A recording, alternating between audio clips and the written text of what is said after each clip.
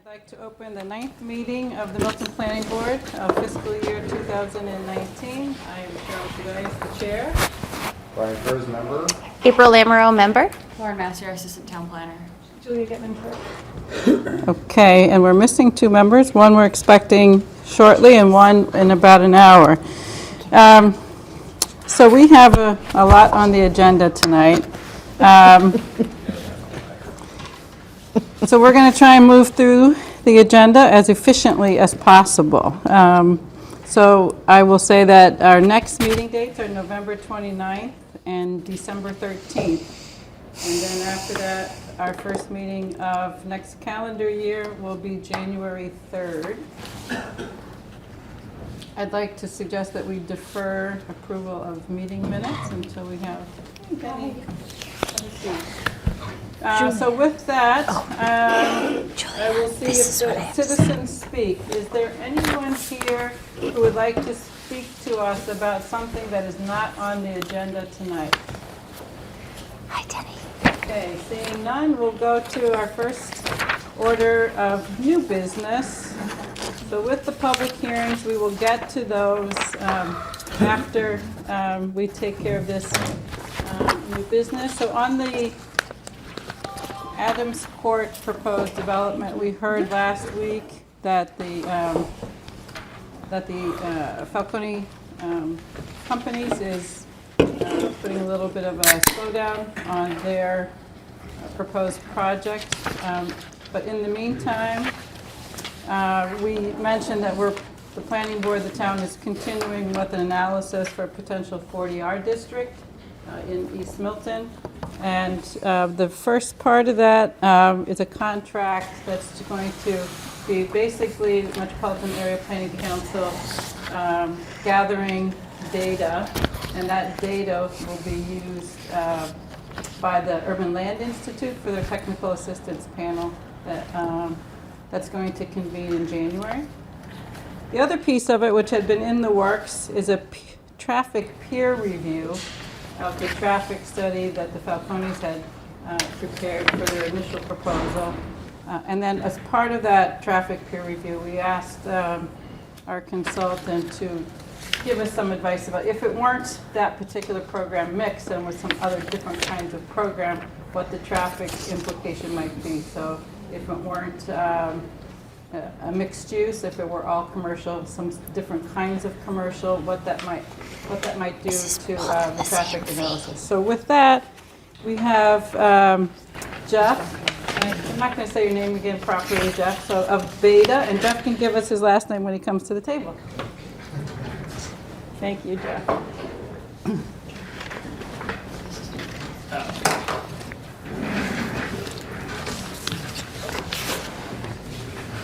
Is this it?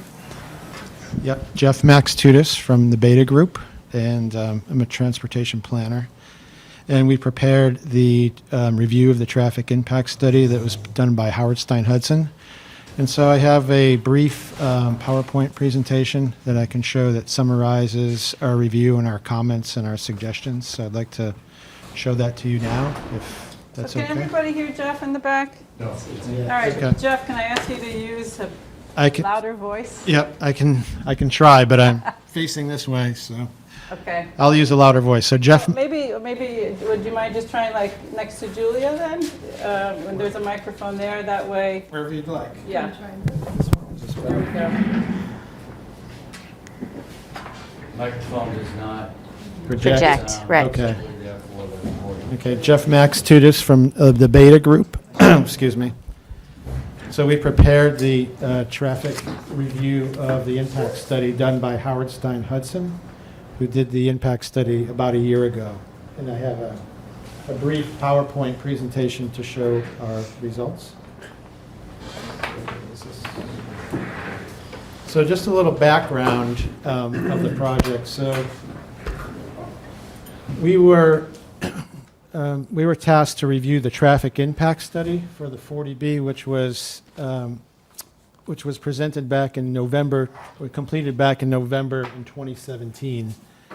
In that impact study, you can see the components of the project, of the program: 61 apartments, 7,700 square feet of office, 8,800 square feet of retail, a garage access on Bassett Street, and a lot on Franklin Street. So that impact study had all the data and calculations, capacity, intersection, analysis, traffic volumes, and whatnot for that study. However, it did not have a site plan attached to that. So there was no site plan, just what was in the traffic study itself. Then the applicant submitted a 40R plan this past July, and you can see it was slightly different than the program that was studied in the traffic impact study. 58 apartments, 10,000 square feet of office, and 9,100 square feet of retail, and garage access only on Franklin Street, 172 spaces on Franklin Street. So it's a little unusual that we reviewed the study, but it's not the current program. So we reviewed both and made comparisons where we thought it was necessary. So we reviewed the study, and then I'll get into reviewing the site plan, which wasn't prepared for the study, but independently. So we also were asked by the town, as Cheryl had noted, that we looked at alternative land use scenarios, and we evaluated vehicle trip generation for 3 scenarios. One was 80,000 square feet of retail, one was 80,000 square feet of office use, and the third was a split 40,000 square feet of office, 40,000 square feet of medical office. So we'll get to that in a little while. I'll show you the comparison of those uses. So this is a little fuzzy, but what the impact study had looked at was essentially 7 intersections, basically on the east here. Signalized intersections on Granite and Adams, and unsignalized intersections on Bassett. Those were okay. Here's the site here. You can see the circles, the project site. But we also thought we should add 2 intersections, which are actually part of the coordinated signal system here, on Boulevard and then Adams at Brook Street. So because these signals are tied in and coordinated to the other signals, it would probably be a good idea to include those as part of the analysis. That was our suggestion, to increase the study area a little bit, to add those 2 other signalized intersections. So for existing conditions, I'm only going to touch on some of the items that we found that may be issues. We have a full letter report that goes through a number of items in detail. I'm only going to mention the ones here that may be significant. So there was no crash analysis provided in the traffic impact study. That's something that's typically provided. There also was a crash cluster, a Mass DOT crash cluster located on Adams and Granite Street, which would be part of a typical a crash analysis that you would do. And there were no truck volumes identified in the traffic impact study. So in terms of vehicle classification, these are elements that are typically submitted as part of a traffic impact study. The no-bill conditions, they went out 7 years to year 2024. They grew traffic volumes by 1% a year, and they did identify a handful of other projects in the area, not the proposed projects, but other smaller projects. It wasn't clear if they added the trips from those other projects onto the existing network. We didn't see that. If it was done, we need some explanation of how that was done. I will note that those projects were fairly small, so probably wouldn't be a lot of project volumes from those projects, but we didn't see indication that those were added to the network. So trip generation. So the top rows here are the 40B plan from the traffic impact study. You can see from the 61 units in the retail and the office. So that was estimated to generate 650 vehicle trips on a daily basis, 36 vehicle trips in the morning peak hour, 71 in the afternoon peak hour. This is weekday commuter periods. The 40R plan, as you see, is very comparable in the number of vehicle trips. Very slight differences is daily. The numbers in the AM and PM peak hour are almost an exact match in the AM and PM. So there's not much difference between the 2 programs in terms of vehicle trips or vehicle traffic generated by the site. So we also looked at alternative land uses, as I mentioned before, 3 alternatives. Alternative 1, 80,000 square feet of retail. One thing I'll mention is we don't know what type of retail. We're using a general kind of shopping center rate for this. Could be lower, could be higher, depending on what it is. If you had high retail, something like a coffee shop or a donut store or something like that, a high turnover, you could have higher rates than this. This is more of a general type rate with not much activity in the morning peak hour. Oops, I'm sorry. As you see, we have 3,000 vehicle trips daily. Not many in the morning peak hour. Many of the shops wouldn't be open, but 300 trips in the afternoon or the PM peak hour. Alternative 2 would be office. On a daily basis, we have 850 trips approximately. In the morning peak hour, we have 100 vehicle trips and about 100 in the PM peak hour. In alternative 3, where we have the mix of office and medical office, we have 1,800 daily vehicle trips and over 200 trips in the morning and afternoon peak periods. So each of these alternatives that we looked at have more trips than the proposed project as it currently exists, the current program.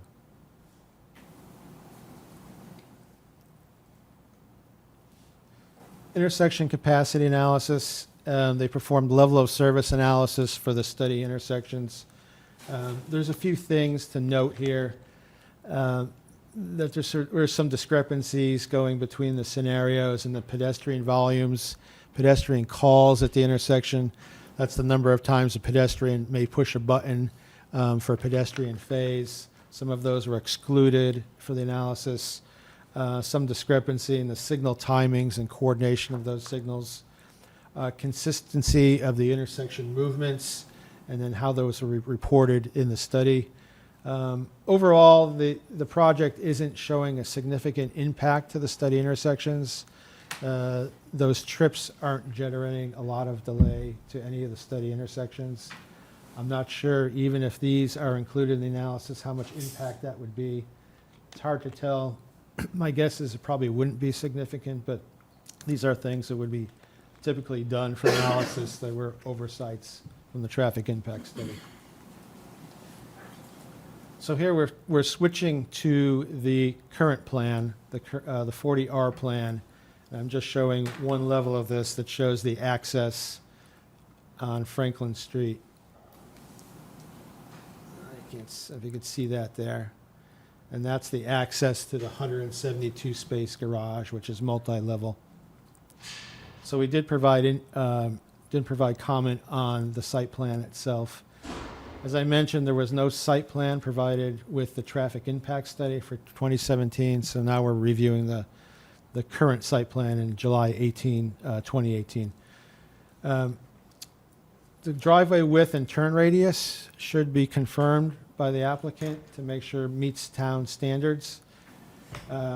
Also, there was some preliminary analysis done for parking demand, but we want to confirm that the parking demand is actually adequate for the projects and how the shared parking is actually working between the restaurant and on-site uses to make sure that that's adequate. Want to confirm that the parking spaces and aisles meet the dimensions for the town. To indicate where pedestrian facilities are and connections to the roadway, where the pedestrian access and egress is to the building, to the roadway, and the parking. And also for on-street parking, will new spaces be provided, particularly on Bassett Street, where some of those existing driveways will be eliminated, or will spaces be eliminated on Franklin Street as part of the project? If elements such as electric vehicle charging stations will be part of the project, and also if bicycle parking, sheltered bicycle parking, is provided on site. So there was no mitigation provided as part of the study. So we're providing some suggestions as what you might consider for mitigation for the project of this size and impact. One is for the site to develop a travel demand management program to try and reduce single occupant vehicle use as much as possible. This would be things like shared parking, carpooling, bicycling, reducing vehicle trips. That was not included in the impact study. What the intended use of Adams Court is, it's not clear from the site plan of actually how that facility is intended to be used. Is it a shared use of vehicle and pedestrian? It looks like there could be a lot of pedestrian use on that alleyway. And is it essentially one-way or two-way? So that was not indicated on the plan. If the sidewalk on Bassett Street, it looks like there will be driveways eliminated as part of the project, that sidewalk should be reconstructed, at least along the project frontage, when those sidewalks are eliminated. And also the pavement condition on Bassett Street between Granite and Church Street is in poor condition. There's a lot of rutting and cracking and drainage issues in that area. We're suggesting that mill and overlay be provided on those roadways. Also, to consider curbing on Bassett Street between Franklin and Church. On that street, there is no curbing where cars are parking at least half wheels on the sidewalk, which blocks pedestrians from walking, so that would be something to consider. And then ADA pedestrian ramps with detectable warning strips or panels to provide those at the intersections of Bassett Street and Franklin Street and Adams Street and Church Street. So those pedestrian ramps there are not really ADA compliant and should be improved in the future. So that's really a brief summary of our review and analysis. And again, more of the details are provided in our memo. It goes through each of these points in more detail. Jeff, can you go back to the slide that had the comparative uses? Yep. And Julia, should we put the lights back on? Okay. Thanks. Okay, planning board members, do you have questions for Jeff before we see if anybody Do in you the have a audience? copy of the memo? We do. Do you know when it was I think distributed? it was November 2nd. Oh, so we've had it for a while. Oh, okay. Yeah. It was dated November 2nd, but I think we got it after that. I think Yeah. we got it recently, We may have gotten it, the last couple of days, I think. right. So, Jeff, I think you mentioned that the scale of the 40R project, which I think was 61 units? 58 units. 58 units? Apartment units. Okay. And do you feel as if that the number of trips generated, you said, I think, that the roadway system could handle those additional trips, is that right? Is that what you said? Did I hear that? The trip generation estimated is appropriate or reasonable, the number of trips. Okay. So in the morning peak hour, it's 38 trips in 1 hour. In the afternoon, it's 74. So it's a little more than one trip a minute in the PM peak hour. The system seems like it can handle that additional traffic with the assumed improvements in the future, the signalization at East Milton Square. The so-called deck project? The deck Right, project. okay. Right, so that assumes that the deck project improvements are in place. And can you go back to the study area intersection? Yeah. So with, if you had a parking structure with all of the in and out of that structure on Franklin Street, did you give thought to what that might mean in terms of Franklin Street itself, in terms of its width and the volume that might generate? So can you talk about that a little bit? Yeah, I mean, there's on-street parking on that street. It's tight, but there is access to a parking lot today. So with that access today, it seems to manage, but there may need to be some removal or relocation of spaces depending on where exactly that the driveway is to the parking garage. The number of trips is related to number of parking spaces, but not all 172 vehicles in the parking garage are going to leave or come at one time. So the trip generation is 74 vehicles. And that's a total of in and out vehicles. The split's not quite 50-50. Let's just say 40 vehicles would come in 34 may leave in the PM peak hour. So you have different directions going on the street. Okay. You know, there is some, because there is a lot there today, so there is some, it's not all new, you know, there's some net new change there between the future and existing, because there is a lot there today that puts traffic onto Franklin Street. So the report, since it was based on the first proposal, did it include the existing commercial use that's there? There's, I think, 6,000 square feet, if I remember correctly. It did not accommodate that 6,000 square feet, so they did not account for that. Or we couldn't tell how that was analyzed in the report. Okay. Questions? Denny? An earlier report, not this one, I had seen had D, E, and F rated intersections. So are you saying that the deck project would bring those all to what, a level C? D or better in some cases. But, those are coordinated, improved intersections. And then these new concepts wouldn't bring it from a D lower, would keep it at a D? Some of the movements will degrade in delay or queuing at some of those intersections, but it's not enough traffic to make a significant impact at those locations. So if you were to do further analysis, let's just say truck activity, right? Mhm. So if you have a residential or mixed-use project versus a commercial project, let's say if it were a retail, let's say coffee shop or something, which presumably has more deliveries and trash pickups, et cetera, is that something that you could do in some further analysis?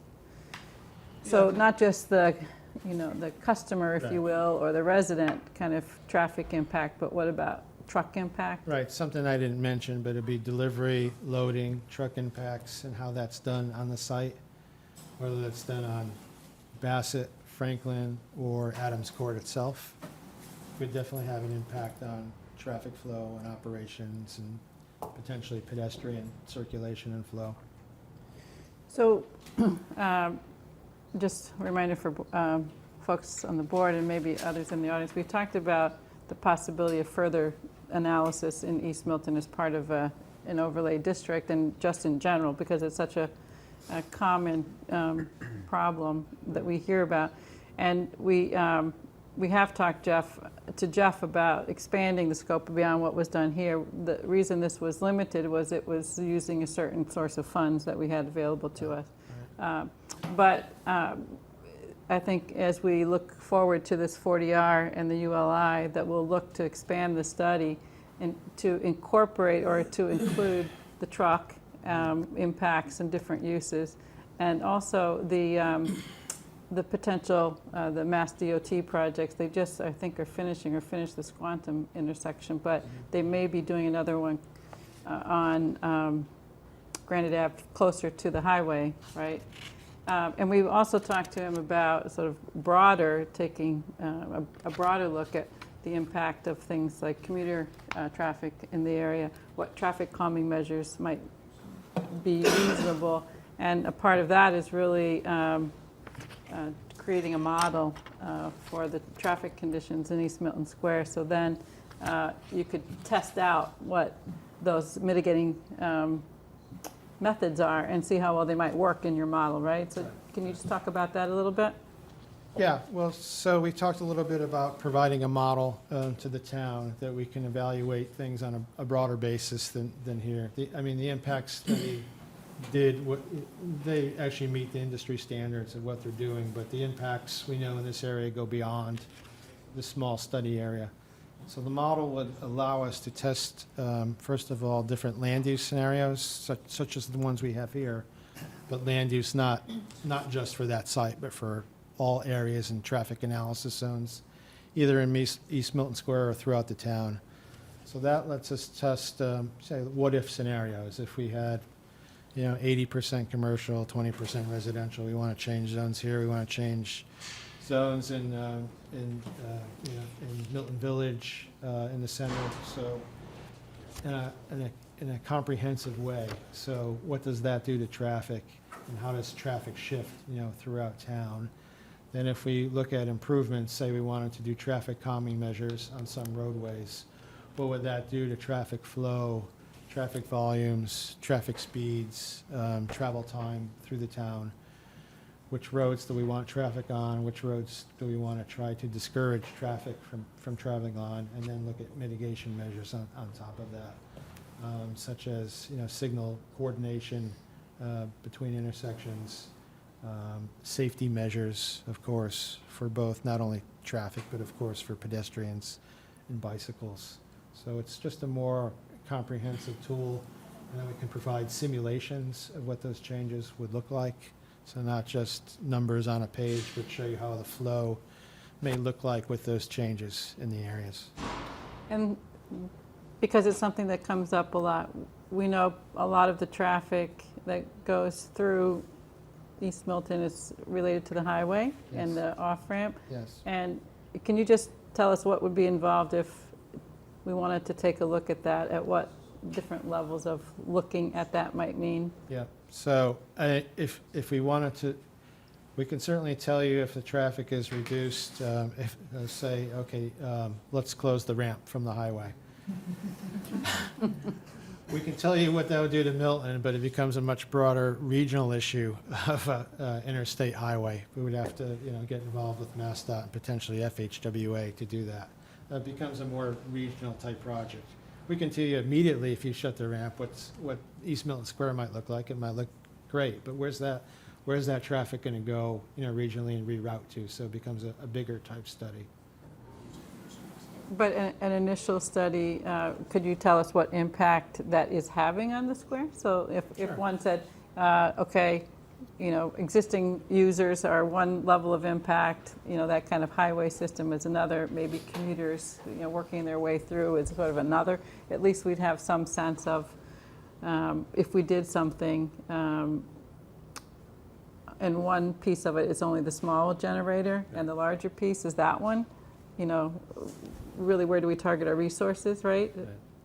Well, I mean, one thing is really what are the origins and destinations of the trips? And I don't think there's probably a good handle on that in this area right now. So the trips are cutting through the square. Where are they originating from? Is it Quincy or beyond that? And where are they going to? So once we know that, where they're coming from and going to, then we can start looking at different patterns and addressing that. So how do you determine that? There's a lot of ways. Let's see. So in the old days, we used to do license plate matching. So we used to actually write license plates down at gateways when they enter the system. So we don't do that anymore. We use a cell phone technology lots of times, a Bluetooth. So it gets using people's cell phone identification. We get a sampling of vehicles to do that. That's one method. We can use cameras to do that. And then if we wanted to actually record every vehicle, you can use helicopter aerial photography, which is expensive. But if you wanted to track every vehicle in the peak hour, that's what you would do. So there's different levels and costs, obviously, associated with that. Right. I'm not saying we have to go to that level, but there's those that kind of range of technologies that we would use. I know you provided a proposal with some suggestions of some of these, and we have that too. And maybe Lauren will have to recirculate that. I think that was from a little bit longer ago, because Right. that's how we paired back to this Right. scope. And I think then, we can take up the conversation of what scope might be, and maybe you can think about if we did this incrementally, how would you break down the scope of different, advancing the studies for East Milton Square? Mhm. There is one other method I didn't mention. It's MAPC, the Central Transportation Planning Staff, is the technical arm of MAPC. We could engage the regional traffic model and maybe into a sub-regional model for this area. So the MAPC model covers all 101 towns in the metro Boston area. And that model is, for this purpose, it's kind of large scale, right? We couldn't use that model as is because it's mostly a highway model. It doesn't get down to the level of detail of this. But we could carve off a piece of that model to do a sub-regional model for this area and has the origin and destination information within that model. So that's another alternative way maybe to look at it. That's something we can consider also. Kenny, did you have further questions? April? Brian? Anyone here in the audience have any questions or comments for us to think about as we think about further analysis of traffic conditions and potential improvements in East Milton Square?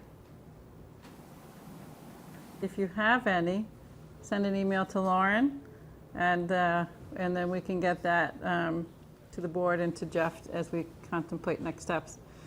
Jeff, thank you. Thank you, Cheryl. Members of the board. Thanks. Thank you. Thank you. Welcome. Thanks. All right.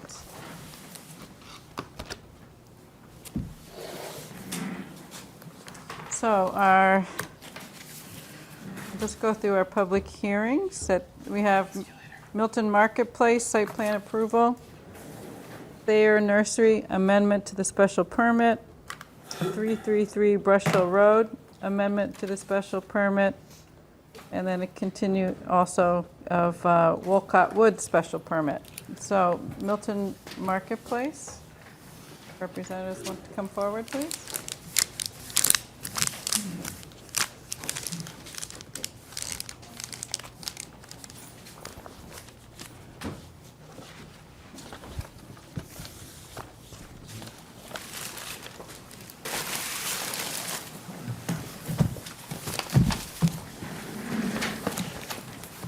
Welcome back.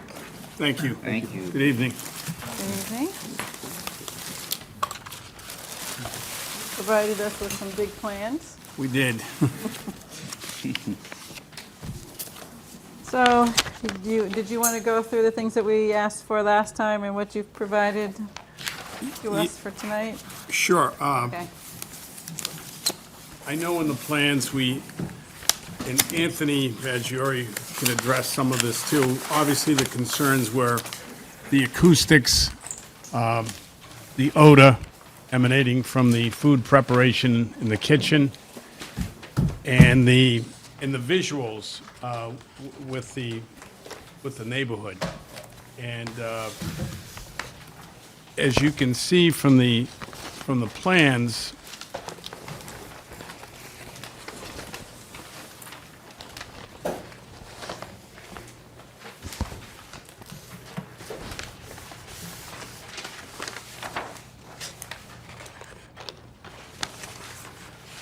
first of all, the units on the roof, they're going to be roof-mounted HVAC, will be gas heat electric cooling units as manufactured by either Carrier, Train, or York, or another approved equal.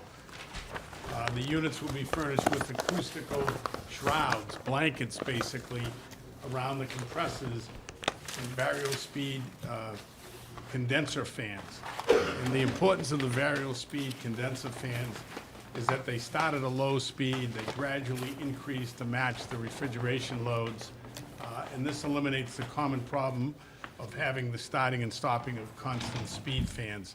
The condensers are often the major source of noise complaints from neighbors. As far as the odor mitigation is concerned, the unit being installed is a pollution control unit, and that unit, the installation of it would provide the kitchen exhaust. There's a flow diagram that we have on the plan. It's a high-efficiency filter. It has banks in multiple areas equipped with an exhaust fan and an exhaust hood. Pollution control unit with a pre-filter, high-efficiency filter, charcoal-based odor control filters, and exhaust fan. The visual to neighbors, the neighbor's line of sight would be obscured by trees, the grading, or the mansard roof that we've talked about before. It will actually block the visual of the equipment for a line of sight of up to 100 feet. The mansard roof is to, also to provide sound attenuation for the roof-mounted equipment by limiting the noise in an upward direction. Acoustical lining materials for mansard roof to be determined by an acoustical consultant. The plan would be to bring in an acoustical consultant to measure the decibel levels and find out, what is an acceptable level and to monitor this thing on an ongoing basis. Those are the issues, and I'd ask Anthony to address some of the visuals and some of the aspects of what the roof would look like. Well, it's kind of self-explanatory on the plan, and there's a little diagram drawn on the left of the plan of an elevation of one of the neighbors' homes and their site level, and basically they'll be looking almost into the wall, not even at the mansard, but the mansard is designed to, again, screen the equipment and provide an acoustical barrier for the equipment. As far as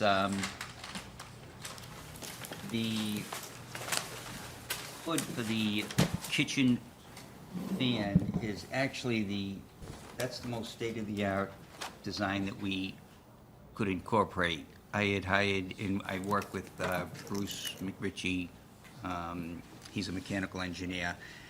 He couldn't be here tonight, he was gonna come, but he said, I'll try to get it to you in layman's terms as best as I can for you guys because of some of the complications.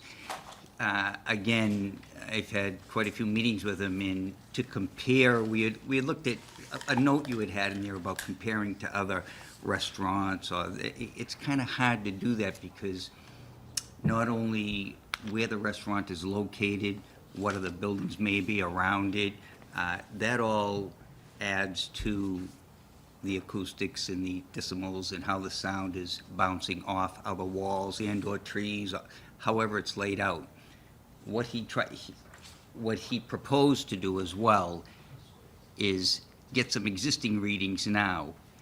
I said, that's all well and good. Readings are fine, but basically the neighbors and the board want to know exactly what we can do as far as in the most efficient way we can do it for the project to keep the acoustics and the smell down.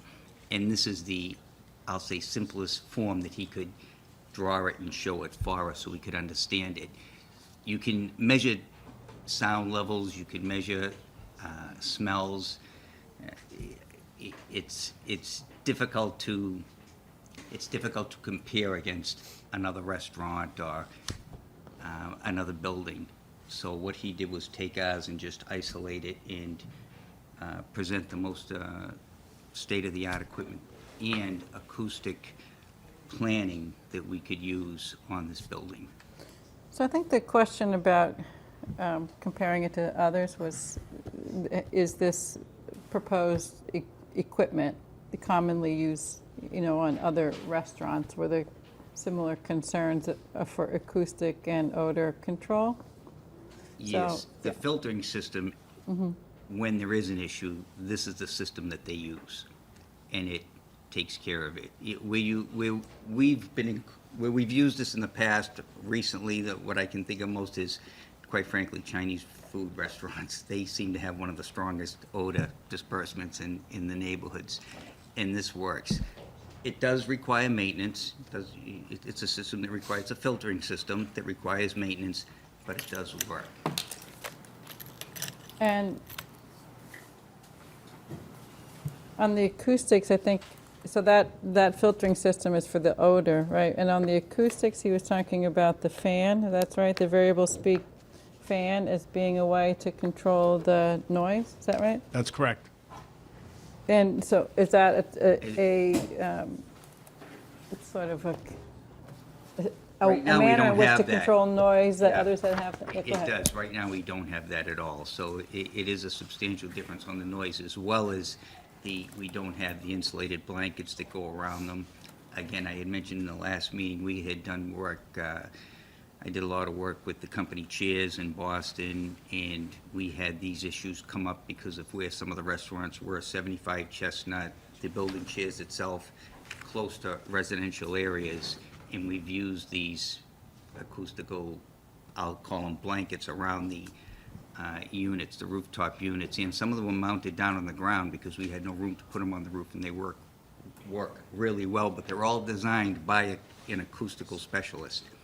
It's not something that, and the manufacturer will give a suggestion, but we would pull somebody in to make sure that, So the blanket you're referring to is not on the equipment itself, but it's on the backside of the mansard? no, that's additional. That's additional? Yes. Okay. So the blanket, I'm sorry, oh, it's here, number 3, in the acoustical design procedure box? Yes. Okay. So what's your timing of engaging an acoustical consultant? Well,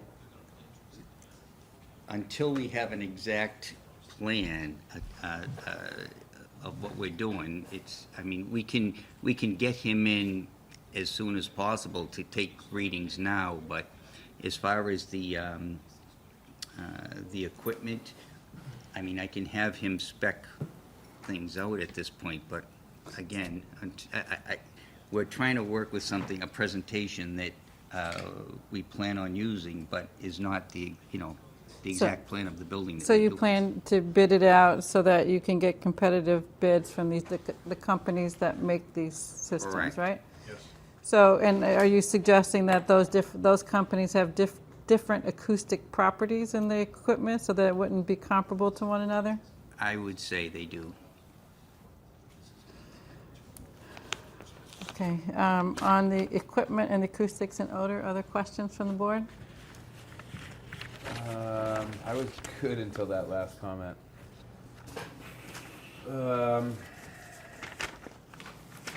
So on previous permits, where we've had a spec of something like that, for especially on sound, we've gotten a minimum, at least a minimum that we could use as a spec, so that I don't know how we otherwise issue a permit, right? We have to have some level of guidance where we can say you have to achieve this level of minimum, and if you can't, then you'd have to come back and modify the special permit. We did put a note on there as far as, Okay, I great. believe, on the So- plan to address that, yes. It's not something that would just, I understand. So that's, so what, could you just point Could me you to the point us note? to it? Yeah. can you have it on the top there as far as on the top right-hand corner? Bruce said he was gonna put a note on it, addressing that. What we've done in I don't in the think I past saw is that we've note. said, this intended system has the following specifications, and if you want to replace it out with something else, that's fine, but you have to achieve the same minimum specifications.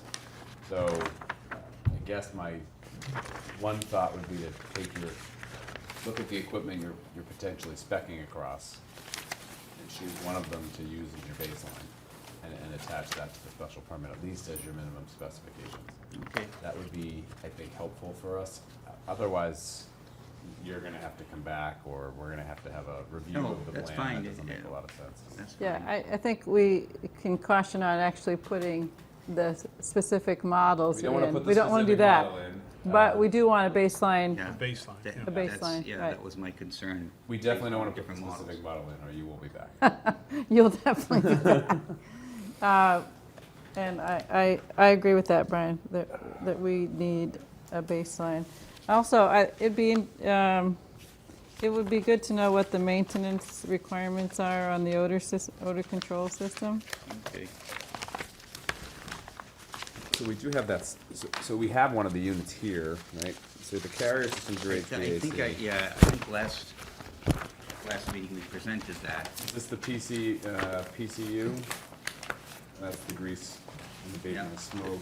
Yes, That's the PCU unit that we're talking Yes. about? Yes.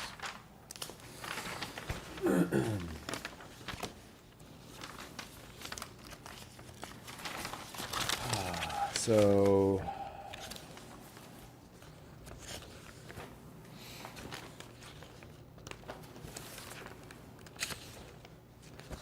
Unfortunately, I don't know how to read this ASHRAE chart on the last page.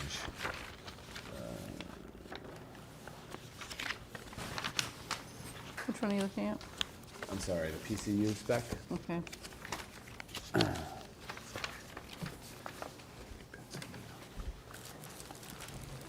Well, you look for that. I do have a question. On the rendering, I noticed there's a tree. Is that tree already there? I'll show you. This here? Yeah. Right there.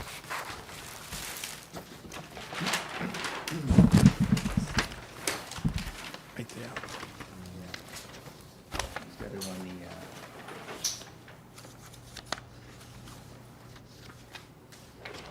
That's the store.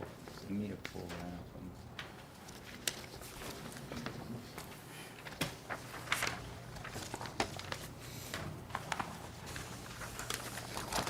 I didn't find where we had acoustic data for the equipment in this package. Yeah, there's a tree there. I'm not sure that's the size. I'm not, I'm, Yeah, I the just scale of hadn't it. noticed that tree before, so I didn't know if it was. Yeah, yeah, so there is a tree, but it's just not that big. Middle Island. I don't think it's that big. The goal is that it will be that big one day. Right.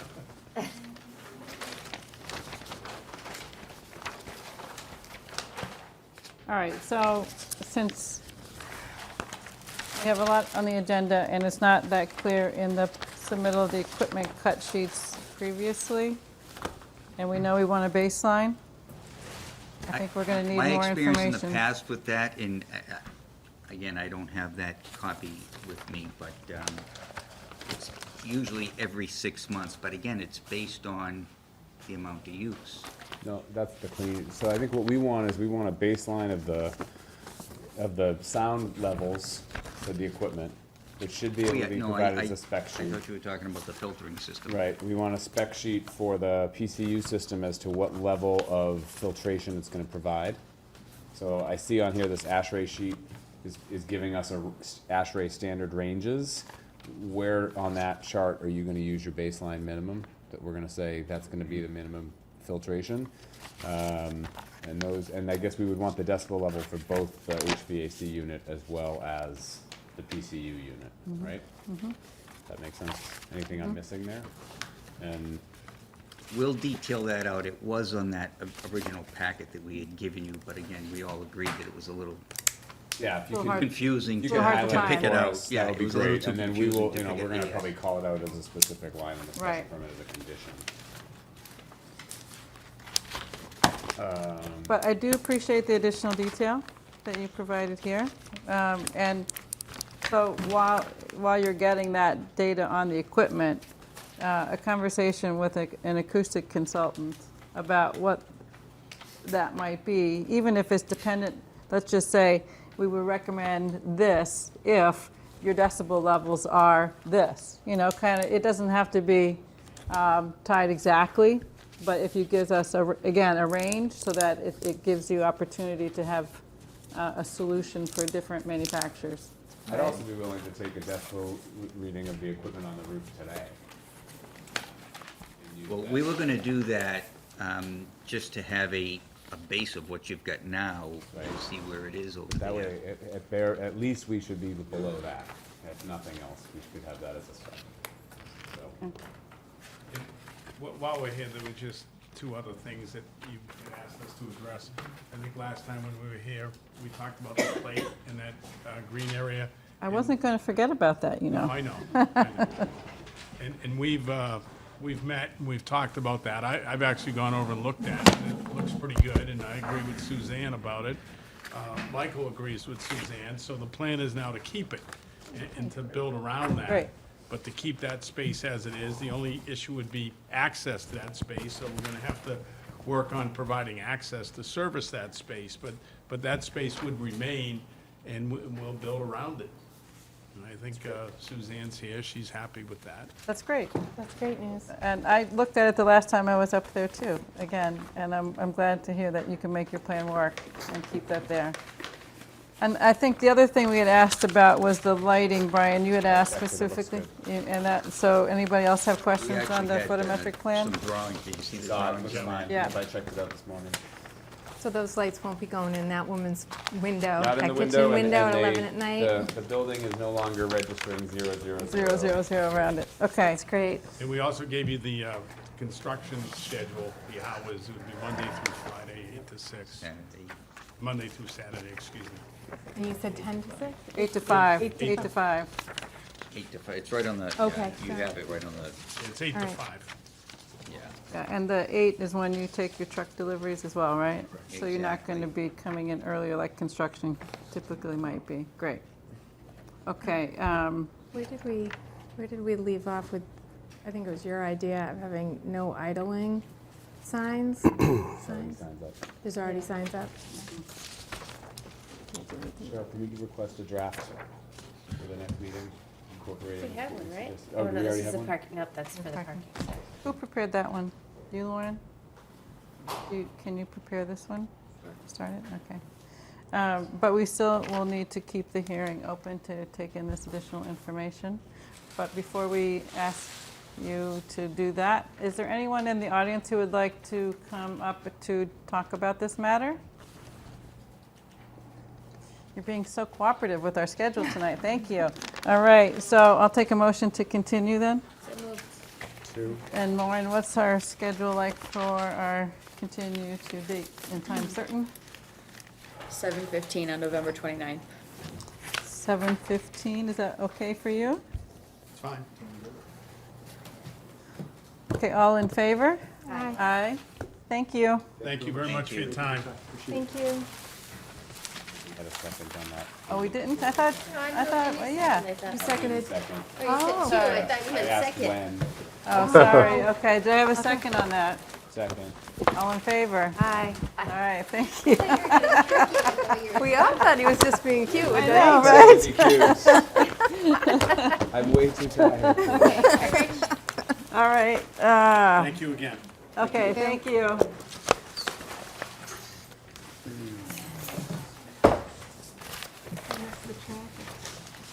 All Which right, one? Thayer Nursery. Traffic in East Milton. I read it. Yeah, so it was. You didn't. Yeah. Oh, really? So we have an Reread it. amendment to the Okay. special permit You know what I meant? that was issued in, Do you have questions? what was it, 2016 or 15? 16. I have questions. Welcome, Maggie and Marion.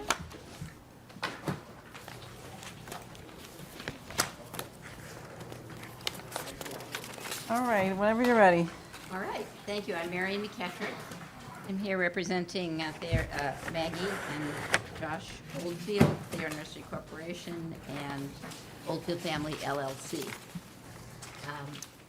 This is an application to amend the special permit that was approved on July 14th, 2016. It was recorded, it was filed with town clerk on July 15th, 2016. The purpose of this request is to remove one parcel from the permit. And the parcel is a residential lot that's owned by Maggie Oldfield and her husband. This is not a lot that's owned by the Oldfield Family LLC, but it has been under a lease to Thayer Nursery Corporation. However, in my application, I provided a copy of the site plan. I think it's page 4, sheet 4. And that will show you that there are 2 additional lots that were included as part of the land governed by this special permit. One is 217 Hillside Street, a residential lot, and one is 237 Hillside Street. It's 237 Hillside Street that Maggie Oldfield owns with her husband, and her family lives there in the house. And the only nursery, there is no landscaping designated on this site in the plan. There's an area in the front of the lot that's shown as a display area for the nursery. So it will not change the landscaping permit in any way to take this lot out of the permit. And after it's taken out, and if the property is sold, it will go to a residential owner and it will become a residential lot completely again. So from the standpoint of impact on the neighborhood or on the neighbors, I can't see this as anything but positive. I'm not that it's negative to have the nursery and landscaping business there, but as you know, it's subject to a very detailed permit with all kinds of conditions.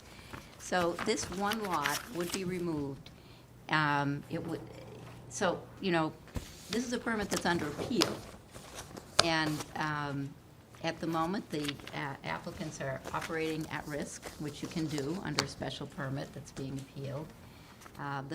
So if you decide to approve this amendment, you will not have any effect on the landscaping business or the elements of the permit that govern all of the different characteristics of the business. And I will tell you that I'm here now asking for this amendment because it's very important for the family. There are financial reasons why they would like to sell their home. And there's no negative that I can see that would attach to making this change. I was not the attorney during the application process. I did watch a few of the hearings. Some of you may, I'm sure, did participate as board members. I'm not sure what the reason was why this property was included to begin with, unless there may have been two reasons. One is perhaps there was a desire on the part of the planning board to encompass every aspect of nursery and landscaping operation. And there's a small area in the front of this lot that's designated for nursery display. It's also possible that it was related to the fact that contiguous properties could be under a farm use designation. And so keeping all of these contiguous properties, which are all owned by Oldfield family members together, may have been desirable at the time, but it really doesn't have any, it's not of any significance for the landscaping use permit. And it is no longer, this is more important, I guess, at this point, the ability to sell the property. Maggie and her husband own the property, they have title to it. They will discontinue the lease, which comes up for renewal in January 2019. So that's the only connection right now, except that it hasn't, any change in the permit itself requires an amendment, and the board has to approve it. And this is a change in the site. So I don't have a lot of other detailed information. I'd ask if the board has questions. I can fill you in if there's anything that you need to know about. But it's a fairly simple application. Ryan? I have two quick questions. One was already answered. I'm going to ask it again anyway. Sure. But one is on the lots that are being identified. Can I borrow that one too? You have lot 19, which is the home. You have lot 8, which is the dirt identified on here as a dirt driveway and the display area. And then you have the large lot 1, which has the composting and whatnot on it. Is this lot 19 or is it lot 19 and lot 8? It's the site that does not have the composting on it. So it's 2 lots that you're showing us on this plan of land, which appears to be. Are you looking at the registered land plan? I'm looking at DeSelberg's. Oh, the 2 lots are 2 separate lots. One is owned, the one with composting Yep. is owned by So Joshua the lot 8 Oldfield and and lot his wife. 19 are combined, and that's what the dashed line is representing. Yeah, Okay, exactly. got it. And, Okay, so this, and Yeah. the landscape, the display area will just become landscaping on the home Yeah. lot. Got it, okay. So Lot it's a- 8 is actually a little sliver. It's hard to Yeah, read it's like, this plan. it'll end up being kind of like a very fat L, right? Yeah, exactly. Great. That's correct. That's an accurate description of the shape of the lot. Yeah, very technical. And then, I know you said it wasn't, do you know, Maggie, why it wasn't originally included? Why it was originally included? 'Cause I don't remember as the board having any specific reason to include it. I don't No, either. I don't remember. I think it was just the former board thought it would be best to have everything under one permit. All the properties where any activity Since was there was going to be. since there was a landscape area. Yeah, and there was a connection. Okay. Thanks, that's all I have. April or Denny? No questions. Is there anyone in, oh, I'm sorry, Rich. Sorry. I didn't have any questions, though. Thank you. My chair is real short. I'm just, Like somebody shrunk it down. Rich, do you have any questions? No, I'm good. Sorry about that, Rich. No slight intended. All right. Is there anyone in the audience who would like to come forward? Yes. Please do. Yeah, thank you, Mary. If you just let Mr. Johanning come forward, thank you.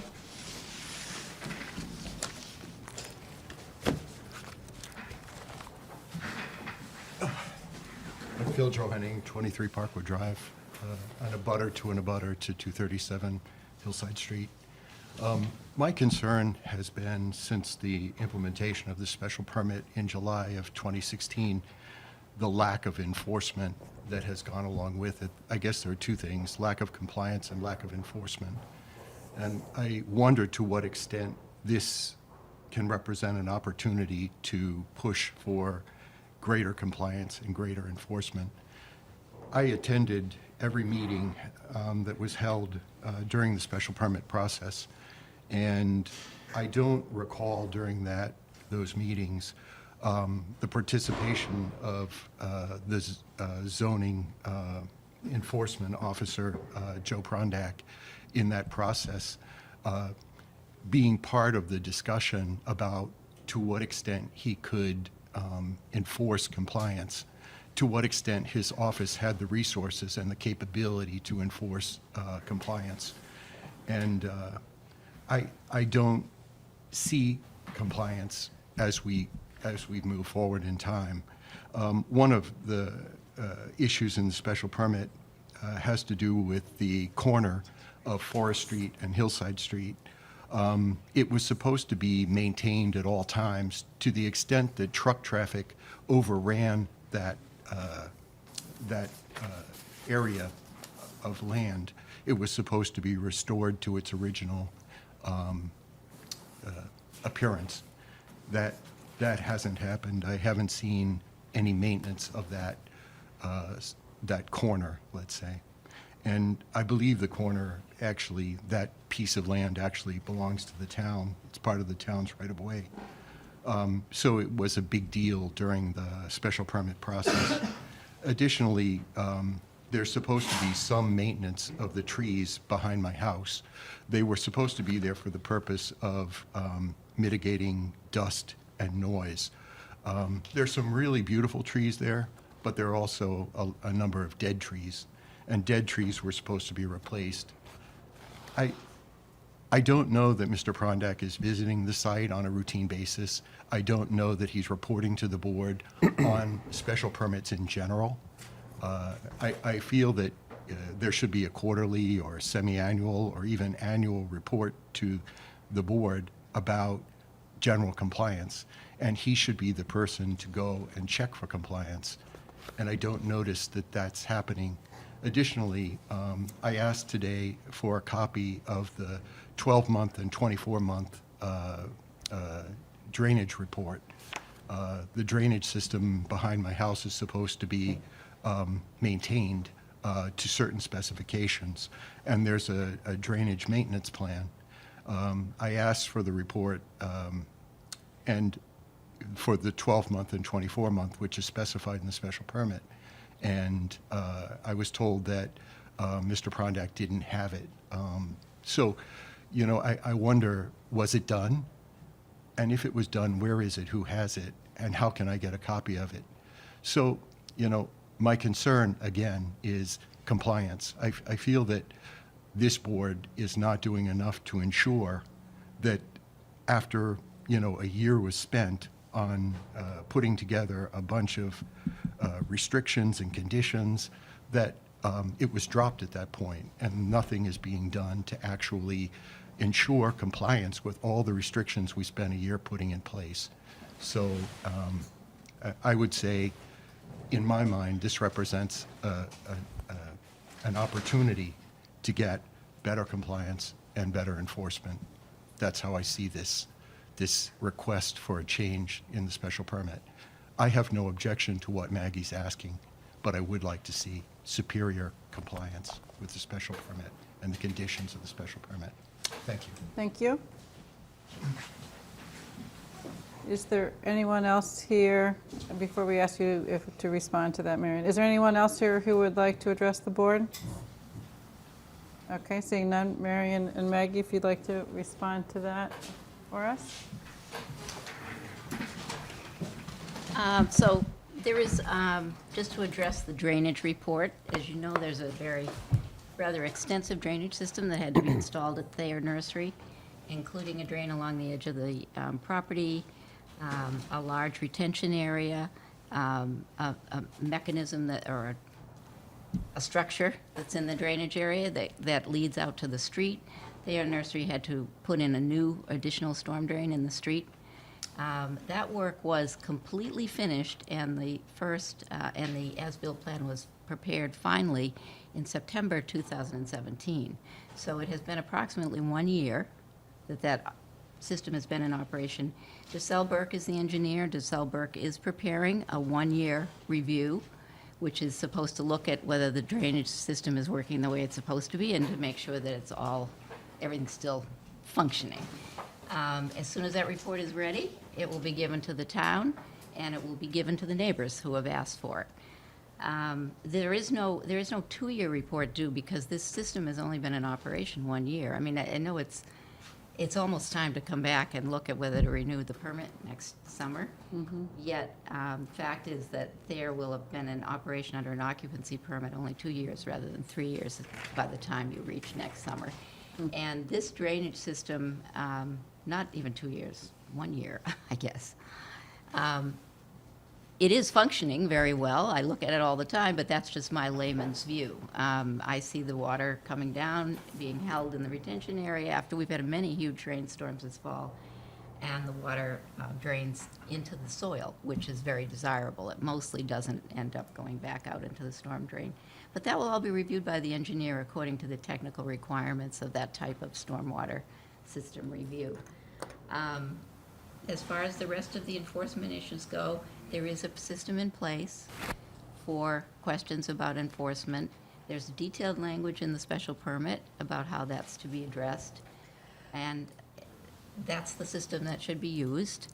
So if something were to come back to the planning board, it would be at the point, I suppose, of failure of the whole thing. But I think that any specific complaint that comes up should certainly go through the system, which involves notifying Thayer Nursery and or alternatively, if the person chooses not to go to Thayer and tell them about it, to see what they can do about it, to go directly to the building commissioner, file the complaint, and have him take appropriate action after he looks at the problem. So I don't really have a lot more to say to you tonight about that. This amendment really doesn't have anything to do with the landscaping operation, and it is necessary for financial reasons for the family. So I would ask that you approve the amendment, and Thayer Nursery, and certainly if I'm approached by the building commissioner, I will respond as well on behalf of Thayer Nursery to any complaints that come up. To the larger issue of enforcement of our special permits, which is something that we've talked about. I know that at one time, April, there was some discussion about having meetings with the building commissioner and the town planner. Maybe it's time for another one of those meetings, and we can ask him to provide an update. I don't know if you're still interested in doing that as our representative, but an update through you. And then you can give, the board an update, not just on this special permit, but on other special permits, unless anybody else has. We don't have enforcement authority, which is something we've talked about on other special permits. But I do recall too, because I know I was on the board when we wrote that special permit, and there was a lot of discussion about what were the mechanisms if there was a question about compliance. And so I know that it is in the language, so Mr. Prondak would have to advise us as to how many complaints he may have received and what nature, and if they're in compliance or not. We haven't heard anything from him that anything is out of compliance. At least I haven't. Any other comments? Yes? Just one more comment is that to the point of making sure that the permits are written in a way that they're enforceable. Lauren has been really good about looping in the building commissioner or any other departments before we issue any permits, and I think that's still the process that's in place. So if there are concerns from the building commissioner on a draft permit, we'll resolve them before we execute, to make sure that he has the tools that he needs to be effective in his job. Okay. So an improvement, we hope, in our process and procedures, okay? Yeah, I mean, I echo I think it's important that this board, or at least I'm going to say as a member of this board, that the town be cognizant of the level of applications that are coming before the town now. 5 years ago, when I started on this board, we didn't have this many sort of higher level commercial significant building permit application. And we can't not respond to these applications. We have to adjudicate on these applications. That's our job, that's what we were voted in to do, but we're a volunteer board and we have no ability to enforce the permits that we issue. So to the audience, to the people watching on television, and to staff that might be watching on television, I strongly encourage everyone to continue to look to make sure that the town has the resources to enforce these things, because what's being applied for and then adjudicated on is within the rights of the zoning in the town. We're not here granting variances. We're adjudicating on zoning bylaws that have been voted by town meeting. And it's very important that if people are concerned about enforcement, we don't mind hearing about it, but it's important that that be communicated to the town manager, the Board of Selectmen, and any other board that can take a look at this, because it gets very tedious to sit here and hear over and over again that our permits aren't being enforced. We can't enforce them. So we do our part, we communicate the message, but if there is a significant issue, and I'm not saying there is, but if there is, I just want to message to the community that please share your concerns up the ladder, because we sympathize, but we can't really do much about it. That being said, I think that the renewal, which is less than probably, we'll be talking about that in 4 or 5 months, I would guess, that seems to be the time that we should be getting a full report from Mr. Prondak on any concerns and complaints that have come in over the last 3 years. Hopefully, Lauren, you can communicate that to Mr. Prondak so he can start getting ready for that. And I think that's the time for us to be determining whether or not significant compliance has been occurring in order to renew the permit. And whether or not the language needs to change. Yep, exactly. And if we go forward with this, I would just recommend that we do so with the condition that we have documentation of the lease termination for the landscaping use on the residential property. Any other questions or comments? Okay, so then I'll take a motion. So I'd move to accept the request for the modification of the special permit to eliminate lots 9 and 18 as reflected on the... Is it 19 and 8? 9, yeah, can I see that? Lots 9 and, sorry. I think it's 19 and 8. No, it's just lot 19. Well, let me Lot 8 is the make... adjacent lot. Oh, I see. Okay, I see your reference. Okay, great, thanks. So I moved that we accept we approve the application to modify the special permit to remove lot 19 from the special permit dated, give me the date, Cheryl? July 15th, 2016, right? Dated July 14th, 2016. Oh. It was filed with the town clerk July 15th. I always use July 15th. Great. Because that determines the beginning. With the condition that the applicant document the lease termination. And submit to whom? We'll attach it to the permit. Okay. I'll second. Any further discussion? All those in favor? Aye. Aye. Okay, Unanimous. thank Thank you. you. All right. 333 Brush Hill Road, amendment to special permit.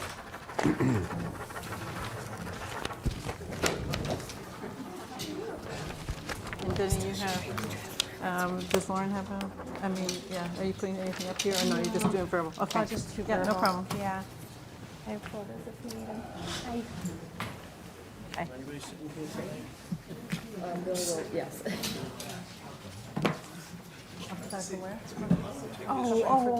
Okay, great, thank you. Yeah, just where you are is fine, I think, and then, Did you go on the, oh, no, okay, well, yeah, okay, thank you, thanks wanted for, in case I'm any sorry, I didn't know who you, pictures. okay. Okay, go ahead. Oh, you left this?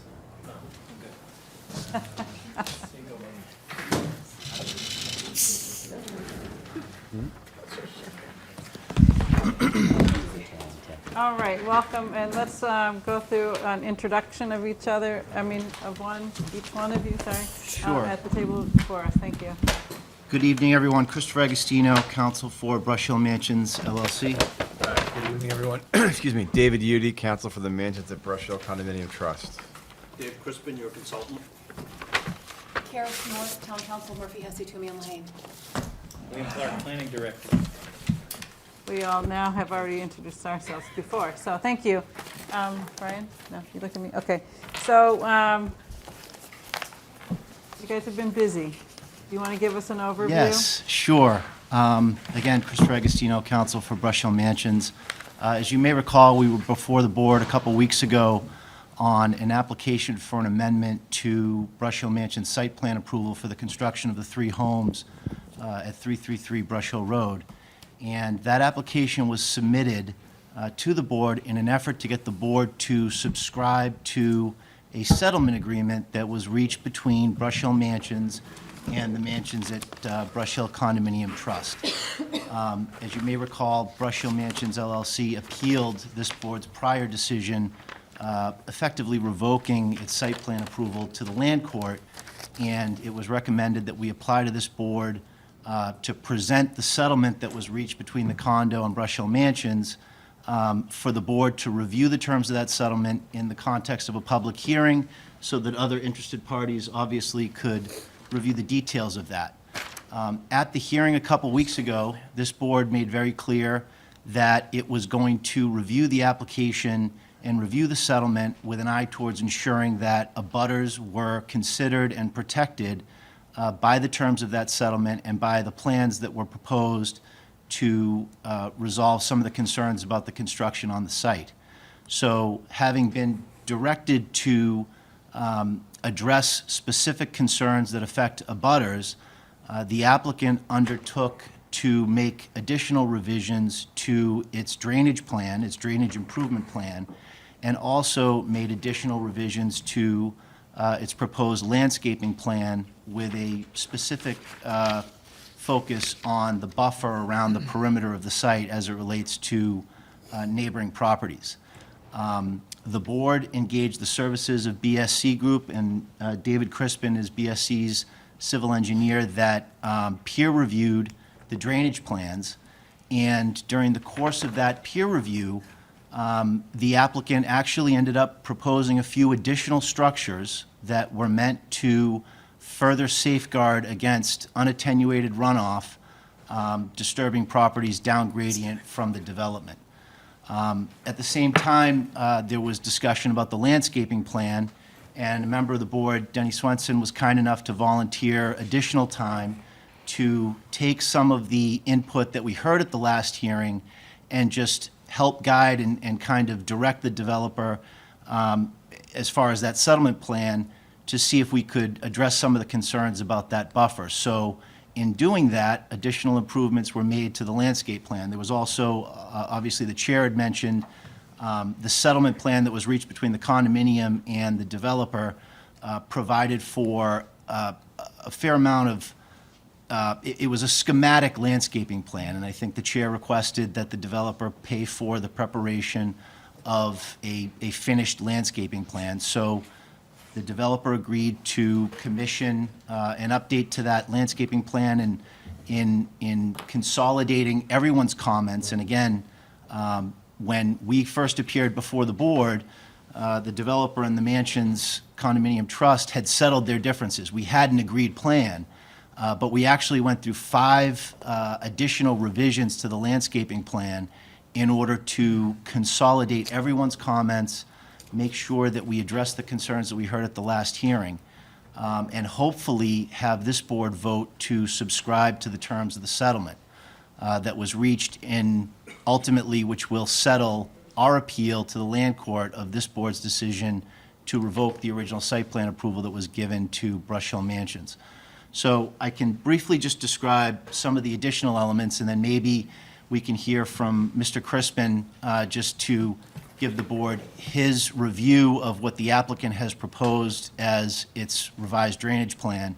And again, this all is derived from 2 full days of mediation and 4 months' worth of settlement discussions, multiple site visits, additional soil testing, countless hours of engineering peer review, both our engineers providing plans and the condominium actually hired an outside expert, an outside engineering expert, Sean Riley, of Coastal Engineering, is it?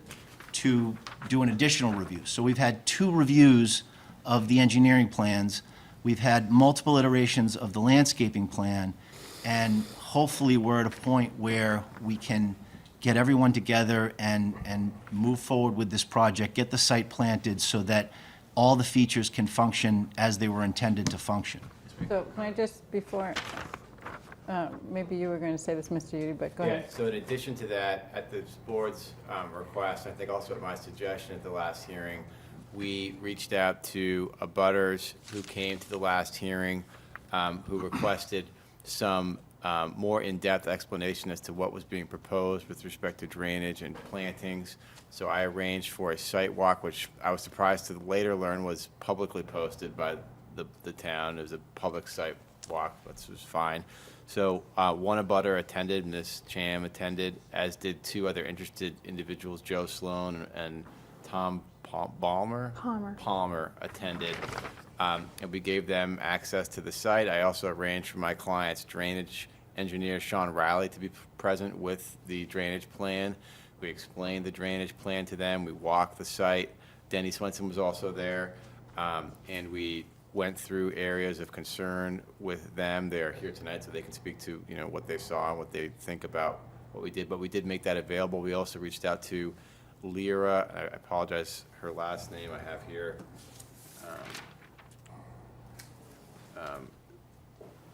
Setal Singh, and she responded to me by email and could not attend during the week, but she was notified that we were doing this, and so we made that available to people who expressed an interest at the last hearing to come. So just another question on process. We had, through Mr. Crispin, requested details on the storm drainage design as well.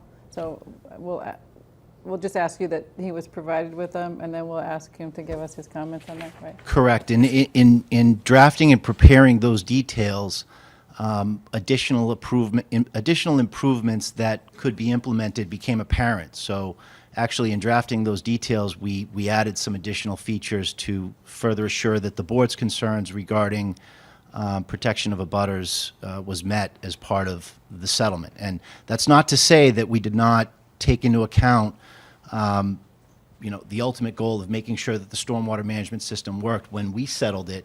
It's just the level of detail that we put on the plan when the engineers settled it initially was not quite the level of detail that Mr. Crispin, on behalf of the board, wanted to see. Same thing goes for the landscaping plan. So at this board's request, we undertook to show that additional detail, and Mr. Crispin can speak to that, and I think Denny Swenson can speak to some of the refinements to the landscaping plan as well. But I think the board may be able to see first the drainage plan. That's the revised landscaping plan. But if you have the drainage plan up, I'll present it to the audience, but everybody can see it up on the screen there.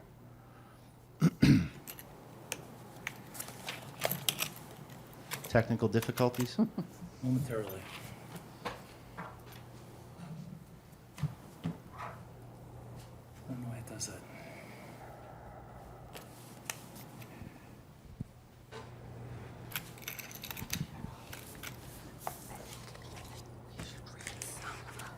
Just worked upstairs. We have to use the other plan. That's fine. I was wondering if you wanted to. Okay, I just have to get my email out. Let me find it. So I think the board's likely intimately familiar with this plan at this stage. But if you recall, the 2 main features that we introduced last week, or 2 weeks ago, were the Cultec system, that is the storage and infiltration of stormwater. It's intended to store and infiltrate stormwater. And the other feature that we were proposing was an additional drainage swale that was going to catch some of the overland flow that was not making it into the detention basin. So in refining and discussing some of the concerns of abutters, one of the additional features that BSC had proposed and that the applicant agreed to install was an additional berm at the bottom of the site, down gradient along the limit of work, that even in or under the most difficult circumstances as far as stormwater management, at the end of the day, we'll have one last berm here to catch and direct any overflow to an area where it's not going to disturb abutting properties. So we actually increased the limit of our topography here to ensure that whatever's down there is going to end up in a place where it's not going to harm adjacent properties. We also did another catch-all, an additional proposed structure over here behind Garden 3, because there were additional concerns about runoff in this direction. So even if it's not going to be caught, even if stormwater is not going to be caught by this additional swale we're proposing, any runoff that's being carried overland between the swale and this downgrading area is going to be caught by that additional structure.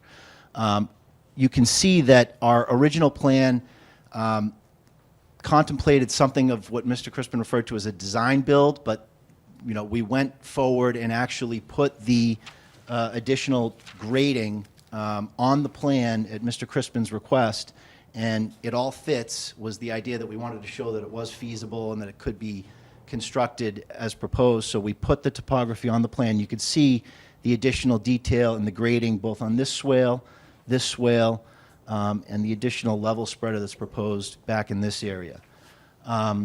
So I think, maybe I'll present both of them as far as the drainage and the landscaping, and then I think we could turn it over to Mr. Crispin and the board for questions. But generally speaking, those are the refinements that we showed on this plan.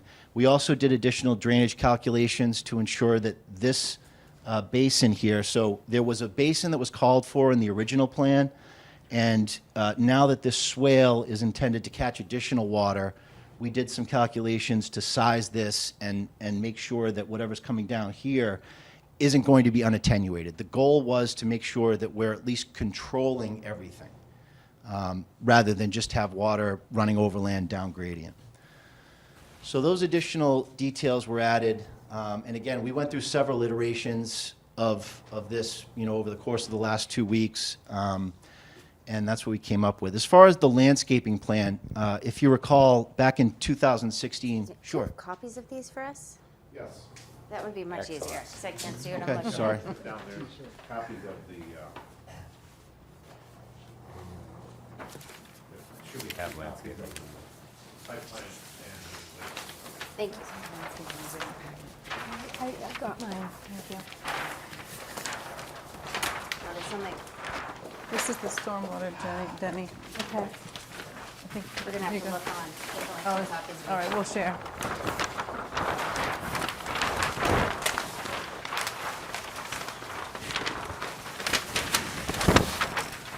So as far as the landscaping plan, if you recall, we sat down over the course of 2 days of mediation and hammered out what the condominium would like to see and what the developer was willing to provide as far as additional plants. If you recall, back in 2016, the developer presented a landscaping plan. Again, this was not part of the original approval. The original approval called for a landscaping plan to be done at a later date.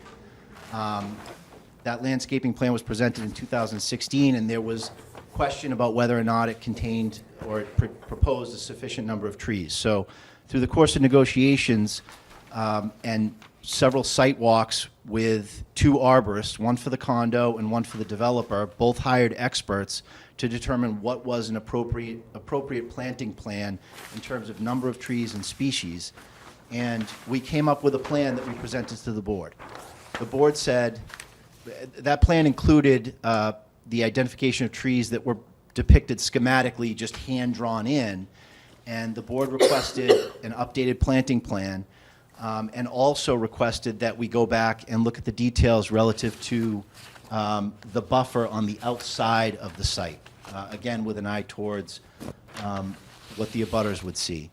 And in doing that, we actually ended up adjusting. Also, at Mr. Crispin's request, we showed the location of utilities to make sure that we were addressing any potential conflicts with underground utilities in our proposed planting, to make sure that we were able to fit all the trees that we were proposing in the areas we were proposing. So as part of that, again, this plan went through 5 iterations in order to consolidate everyone's comments, because remember, we had settled with the condo as far as what that plan was going to entail. But in order to move some additional trees around to the edge of the site, particularly just to the right of the Cultex system as shown on the plan, we were able to relocate some trees, and we also discussed the alteration or variation of some species of trees to provide for the potential to include trees that are native to the area rather than some of the other ones that were proposed.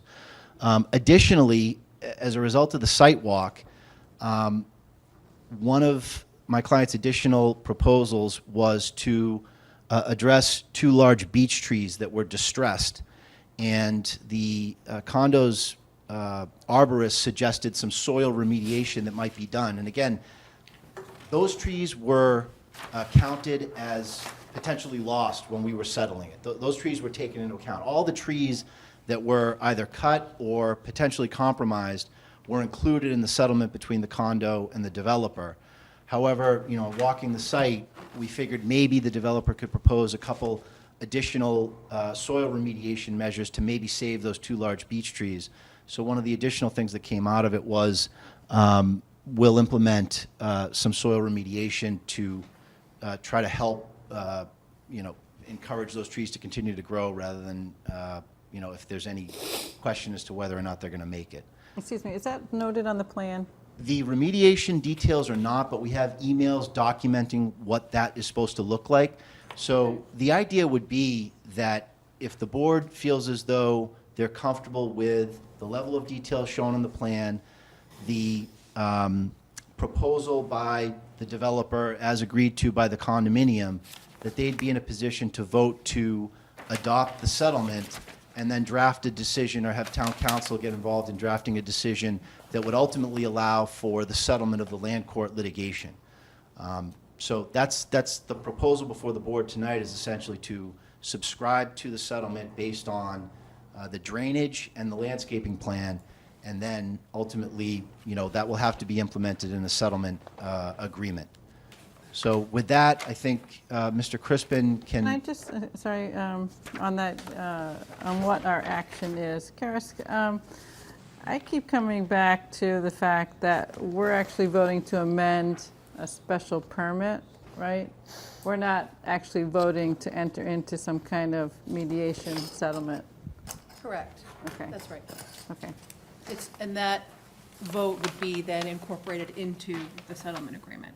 Yes, Okay. right. Yeah, they'd work together. And again, the application to the board was for settlement purposes, where if the board approves the amendment, then that gets incorporated Okay. into the settlement. And just to be clear, you're amending a site plan approval, not a special Correct. permit. Okay. You said special Yeah, permit. sorry, I But did. it is And site I plan think, approval.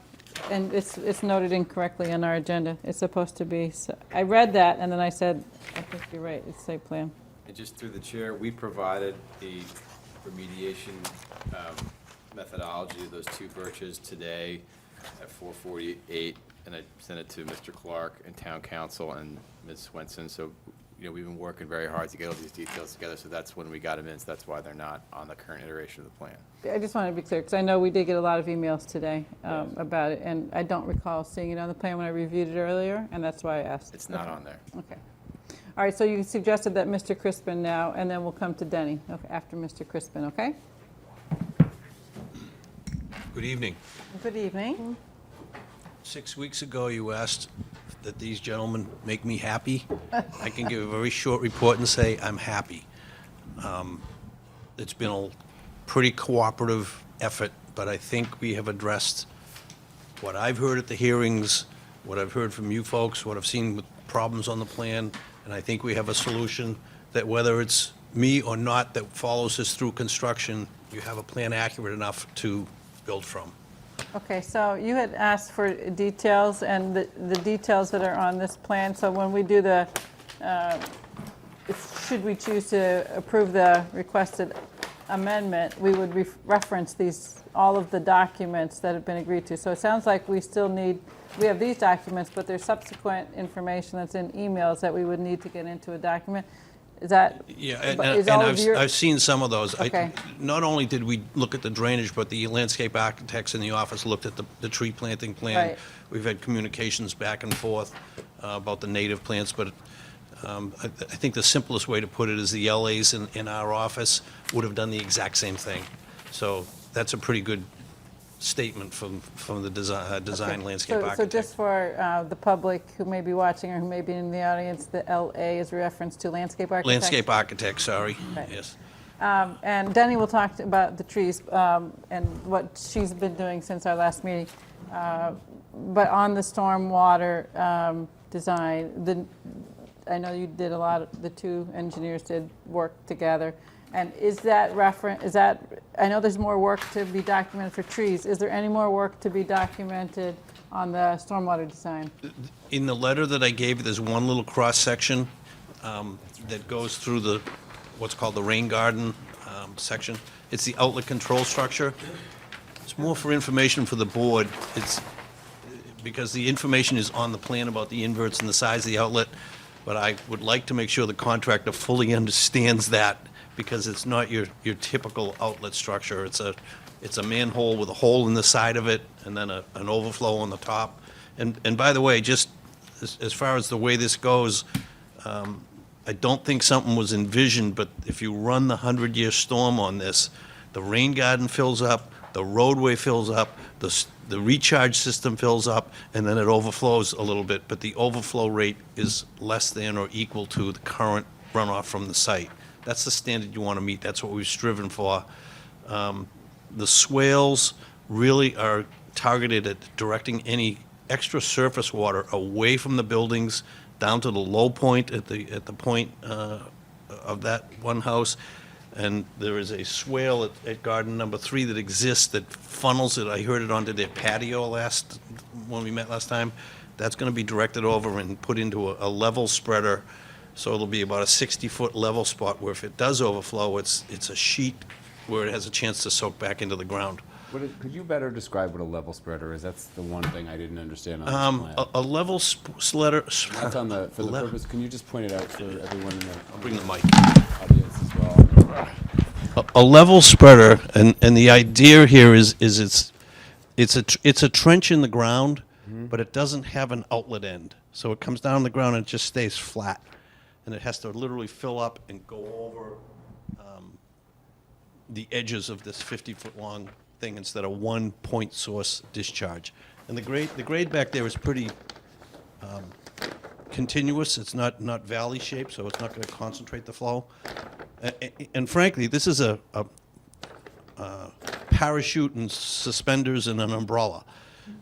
We know it's coming down here, so that flow is going to get directed over here. Right now, it comes across the edge. There's going to be a speed bump on the driveway to force any runoff here and down in. So what's coming down here now is less than what's used to be, but we don't want it going into that concentrated flow. We want to spread it out in the backyard. So I think we've taken. Fred's taken every option he can take to solve the problem. So the letter you're referring to, is this dated today? Very short, yes. Okay.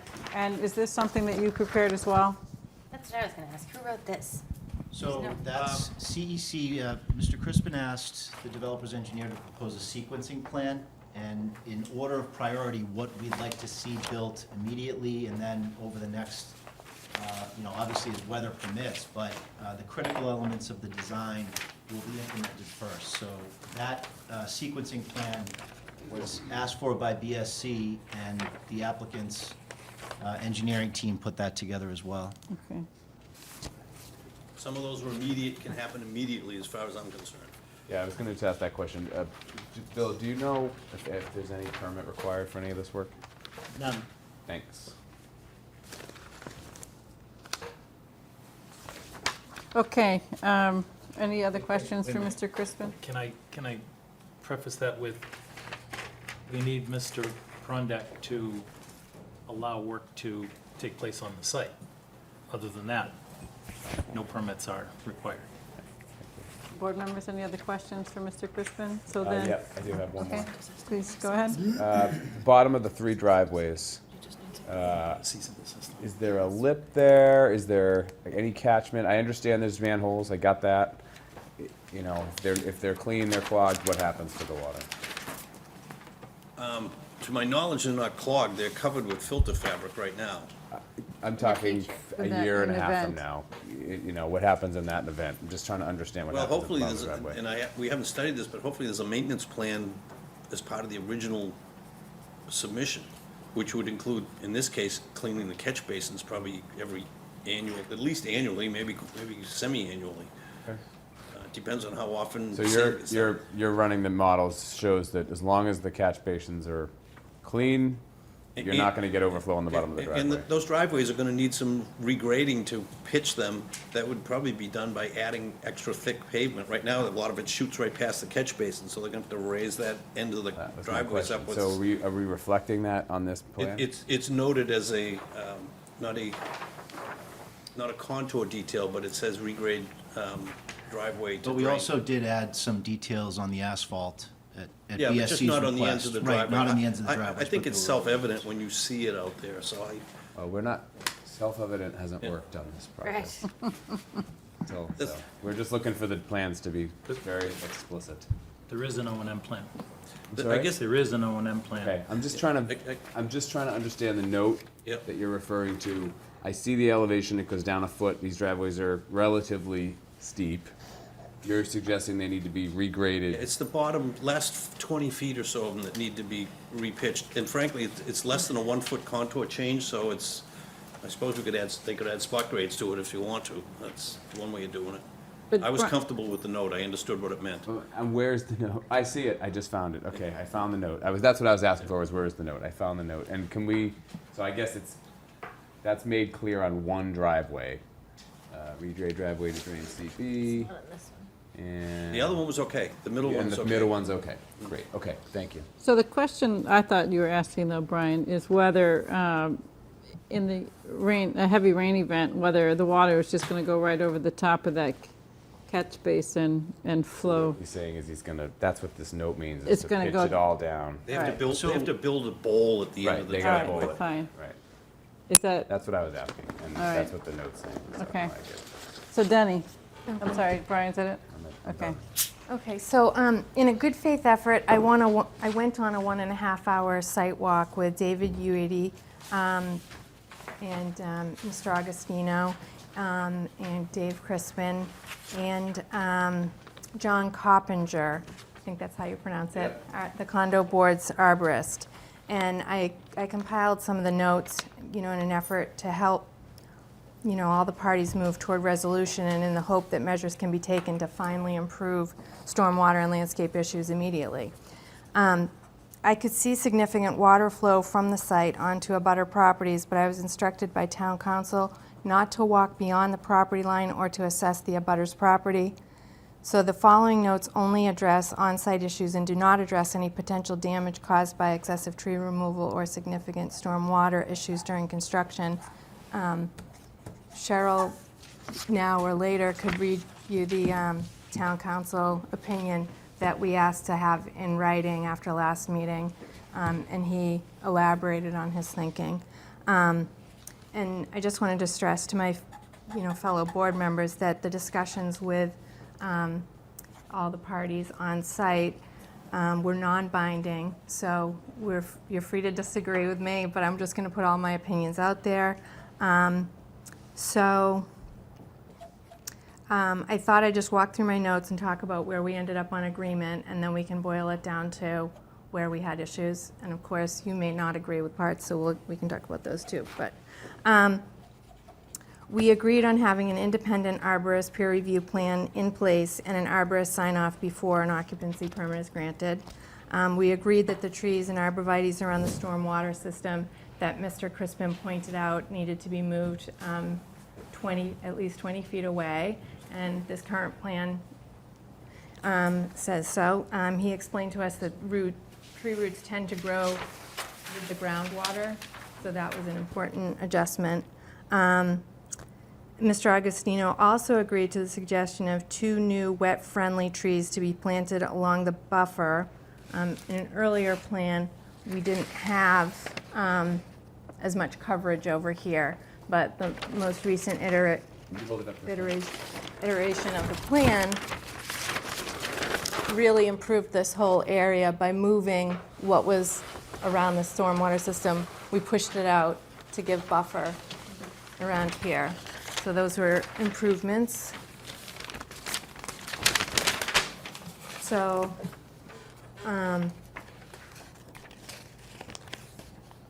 so all parties agreed that the coverage along the abutter line is important. The location and the species name on the plan is important. One challenge for our board and the different parties to work through was a notation of the range of placement. So I think we had started our discussion at our last meeting wanting as much to be nailed down specifics. I was most comfortable with a 10 or 20-foot range on the plan. We kind of went toe-to-toe on that. I think we might have been coming around 50-foot range maybe in our last discussion, but we asked to table it and bring the discussion to the board. So that was one area where I felt we had to work further. And a note on the placement of trees. Is there a current note on that last point? No. Okay, We thanks. haven't, no, that Okay. hasn't been added. Along the abutter property line back here, the arborist was happy to note that some saplings were coming in. So there were some parent trees and some saplings and some new trees coming in. So it is reforesting this area. We were concerned about this red area. And that's, so in that area, some of the saplings were coming in. And those are good because those are native, and we wanted to reforest this wooded area that we didn't want to see removed in the first place. So when we discussed the range, if there was a tree that was supposed to go there and now there are some saplings going there, we do not want them to take out the new saplings because we want those to happen. So in a case like that, we would want some range in our thinking. So that was something that we noticed.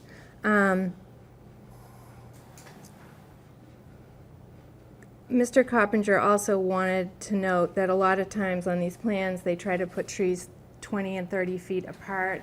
In a wooded area, you don't need to do that because trees actually in wooded areas are cooperative. They're not competitive. It's an old way of thinking. So that was just a note he wanted the people who installed them to understand. Additional instructions from the arborist. I mean, I thought we could actually note these somewhere, but between the lawn and the top of the fill area could be marked on the plan to be left as a protected buffer zone. We had talked about that on the phone. I think we were in agreement with that. And then when killing back the knotweed, there was a ton of weed because the grass hadn't been planted, knotweed came in.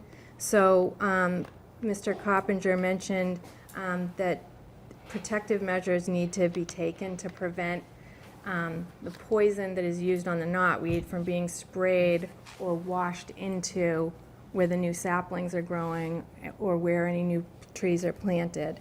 So these are things I thought maybe we could put in a maintenance plan or our agreement. The other thing, and I have some pictures if anybody wanted to see them, but when you're standing sort of beside where this system is and you're looking out, there were about 5 or more, give or take, let's say 5 ash trees, and they looked distressed. They had no leaves. Ash trees do lose leaves earlier than other trees, but Mr. Coppinger had noticed that they were distressed on prior site walks. So I wanted to point those out. There were also 12 to 15 feet topsoil mounds or mounds of topsoil.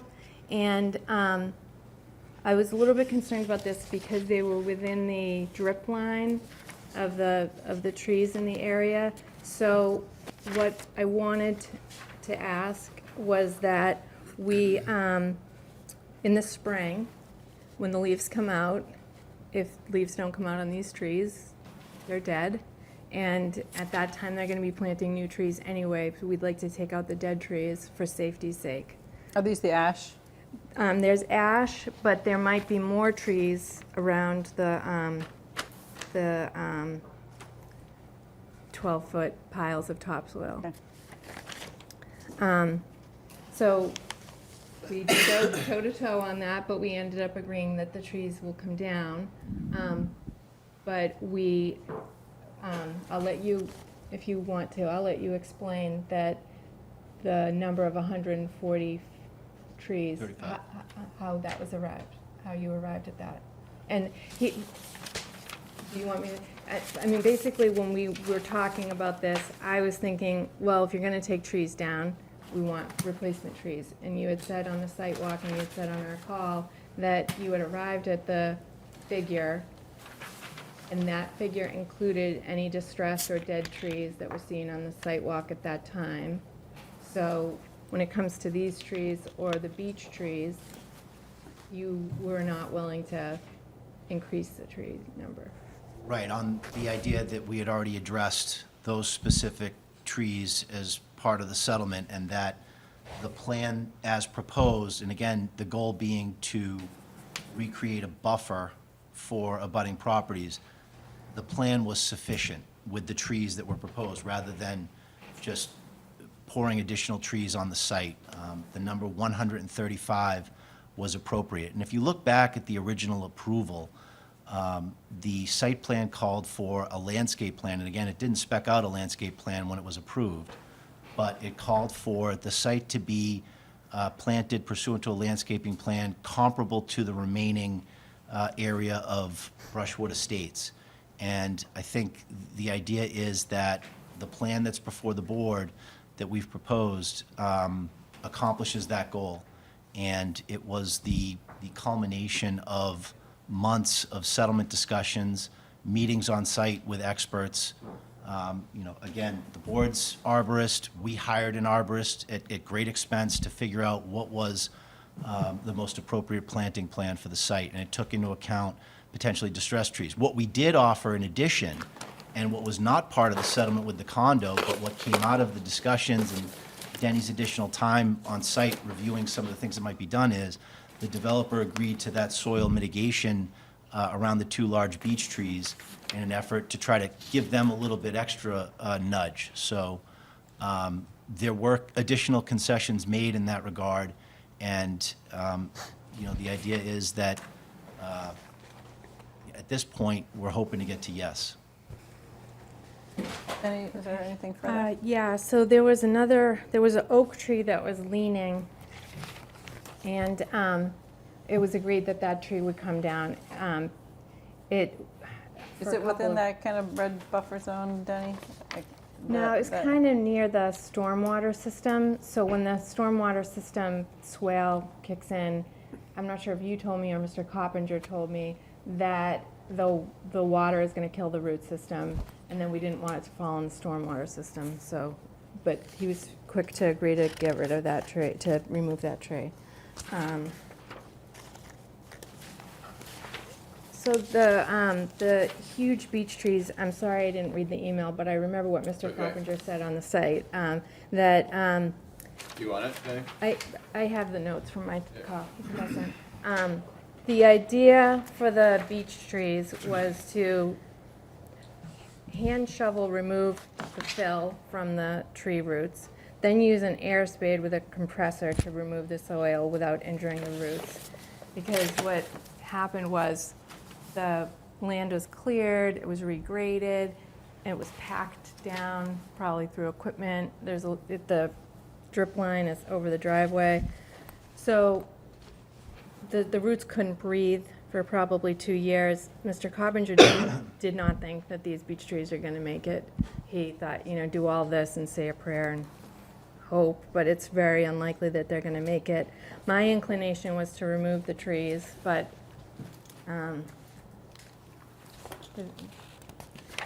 they want to try to save them, and it seems as though both parties are willing to, you know, the developer was willing to take the steps to try to save it, and then the condo board is willing to take the necessary steps after to try to keep it going or to remove them if need be. So, We saved one on Beechwood. We lost one, but we saved one on Beechwood Lane. you did? So Oh, well, maybe. Yeah, and just, I know that was Mr. Coppinger's opinion. When we did the site walk with Ellis Allen, his license plate is a tree, so he's qualified. He that all it was, takes to get qualified? he was a little That bit is more good. optimistic about the chances of survival for those two beech trees. And they're beautiful trees, so, you know, we figured. Worth a shot. Okay. Well, the only thing I would like to say is that those, you know, we get these into the maintenance plan, get the Mr. Coppinger's plan, and, you know, I think our board should discuss whether or not we would insist that the beech tree be pruned, and even the top possibly pruned, so if it does fall, it doesn't land on the abutters. It's something to discuss. I don't know. That's in the email. That is- Pruning is mentioned in. Okay. Okay. Okay. So, there are a diversity of trees on the tree list, number of nice trees, and a number of native trees, especially in the deciduous list.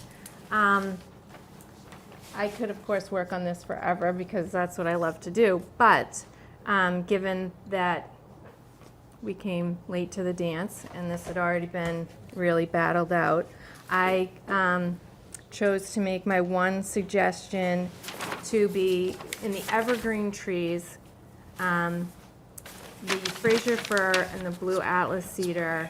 I suggested trading them. And Mr. Crispin's firm has a landscape architect who tossed in some suggestions. We mulled them back and forth, but then I thought Mr. Coppinger's suggestion of eastern red cedar and Atlantic white cedar, both native to Massachusetts, were great solutions. So I think we can still talk about that. I don't know if you got prices. I was unable Yeah. to, but I can't imagine that it's material in the context of everything we're pouring in to get this right, so I'll go out on a limb, and if that's something that might help us get to yes, then, you know, maybe we can, that would be an acceptable condition. Okay, and I could even get a few more options or something just to make it, so if you're stuck, we can get through that. Okay, so, the last little sticking point was that at the last meeting, I had mentioned a diminishing bond, and that went over like a lead balloon, but we talked about it again, and I asked the two parties to come up with some form of official reassurance, a commitment that these trees would be taken care of through the 3 years. I explained the trees in the best conditions, planted with the best protocols, still often have a percentage that don't take. If there is a drought, or if there are remaining kinks in the stormwater system and new trees get too much or too little water in certain areas, it's likely that some new trees will not make it.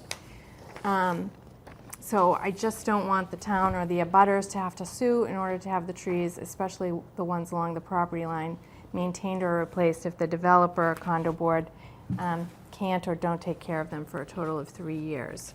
So that was our last sticking point. So, so the things that we need to work on, the range on the plan. So what is the range actually refer to, Denny? The range of placement? Placement of the So trees? the concern was that invariably, as construction commences and continues, the individual out there staking the trees calls the construction monitor over and says, it makes sense to put this over here. Like, we're boots on the ground now, we can see the development coming up in front of us, and the applicant building the site thinks it's a good idea. The condo's independent, neutral advisor, who we also have in this project, thinks it's a good idea.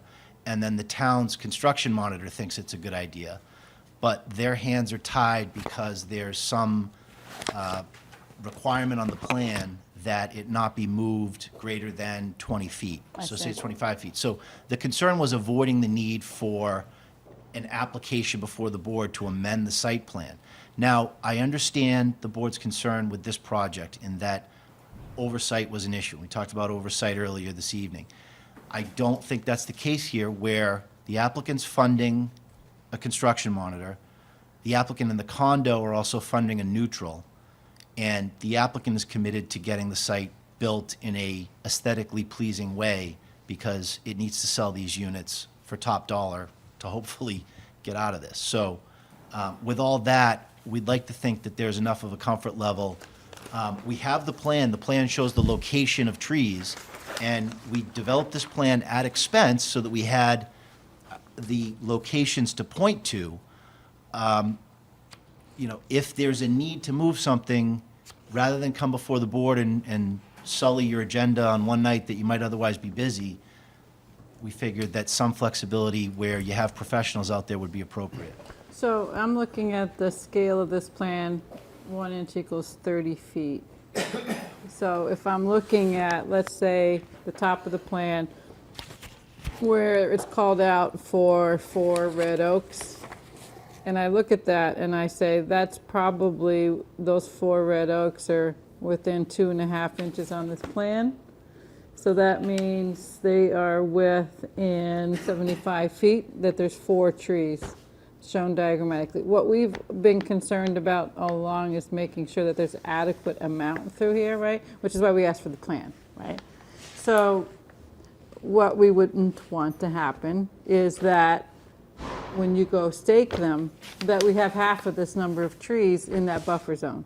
So that's what we're trying to all get to, right? We don't want what we see graphically here represented and what's called out as number of trees. All of a sudden, they move this way and out of the buffer zone. That's going to defeat what we've been trying to do, right? So flexibility, I don't want it to be great, I don't think. 50 feet on here would be worth like 3 trees. So could we do a sliding scale for purposes of moving this forward quickly? I know the hour. Can we do a sliding scale where a certain number of trees can be moved a certain distance, but no more than no more than X plus that can't be moved more than a number that we're happy with, so that we're not moving more than, say, 10% of the trees in the buffer zone? The only other suggestion would be, we are concerned about the buffer zone. So perhaps I think, would agree to, if it applies to the buffer zone, I think the concern was that if the condo and the applicant are looking at a tree that's inland from the buffer zone or in from the buffer zone, that we wouldn't want to have to come back before the board. But if the board were to impose a condition saying, no greater than 20 feet for anything that is shown along the outer perimeter of the limit of work, I don't think that would be offensive. All right, I think, would that address your concern and comment there, Denny? 20 feet within the buffer zone?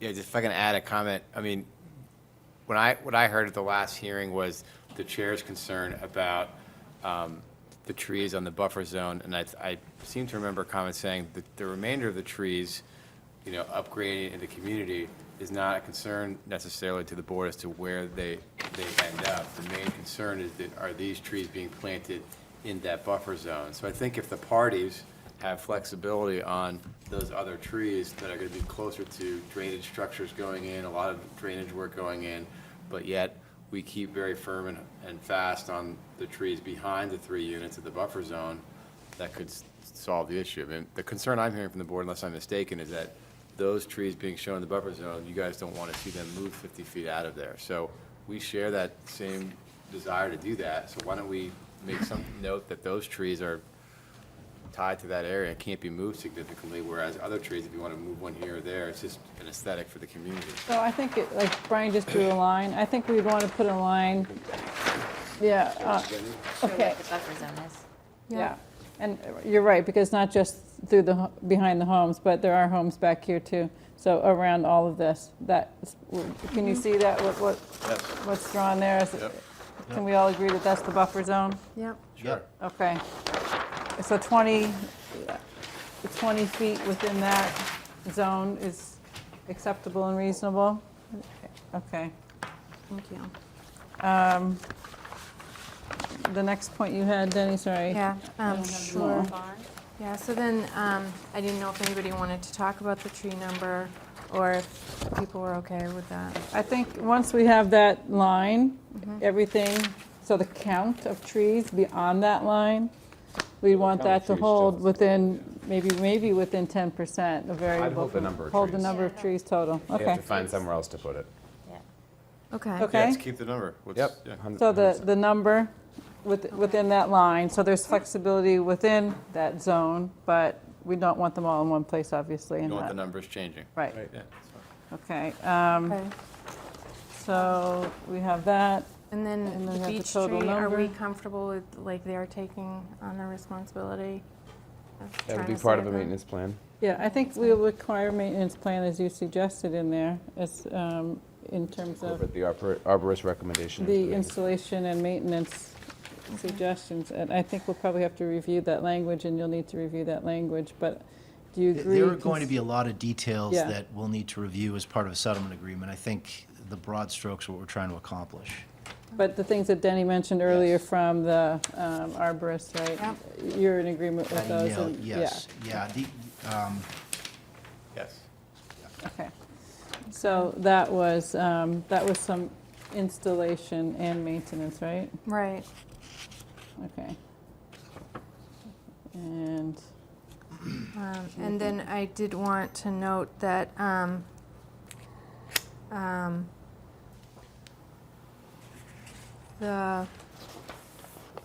well, I think you're probably going to speak to this, the warranty and, So can I speak to that for a second? Yeah. So on the maintenance of trees, especially in the buffer area,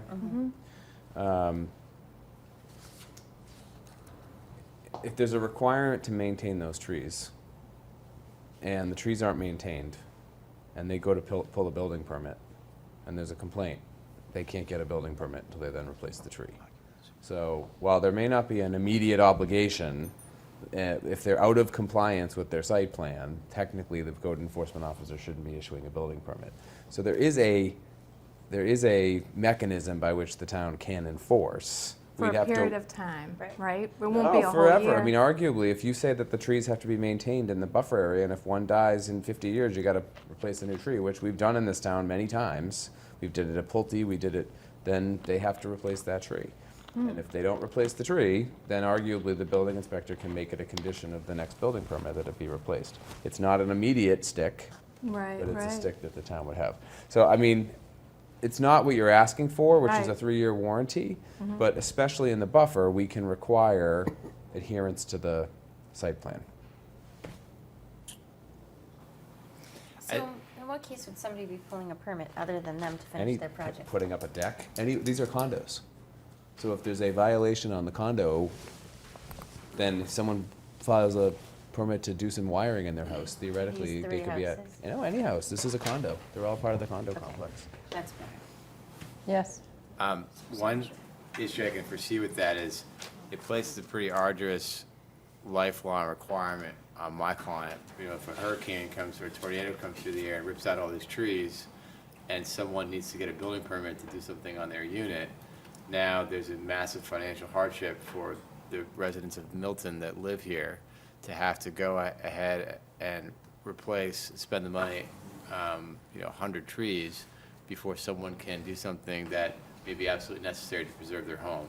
So I would ask the board to think very cautiously about that. I think traditionally, the concern that was articulated was you want some kind of period that's not too lengthy, but that's significant enough to see if these trees take, to see if they're maintained during that period. So I think in the negotiations between my client and the developer, we've negotiated the developer was going to carry that baton for a certain period of time, which was 1 year. And there's a period of time that's fair after that, that my client should maintain the trees in the same fashion. And if one were to not take, we deal with it. But beyond that, there can't, I would submit to the board, I don't think it's very fair to these residents of the town to have, forever, to have to make, if a tree dies or an act of God comes through the community, that they have to replace all of these trees if that happens. It's just unintended consequences can occur here that, there's only 14 and soon to be 17 people who live here. So it's a big cost if something like that happened. I would tend to agree that it should. I tend to agree as well. It's something we've done to lots of applicants But on this in the- board, but yeah. I agree. I mean, I It's think a very a- tall, it's a very high bar. I think the grow-in period of 3 years is probably reasonable. I agree with that too. Yeah. So, did you guys want to talk about any ideas you had?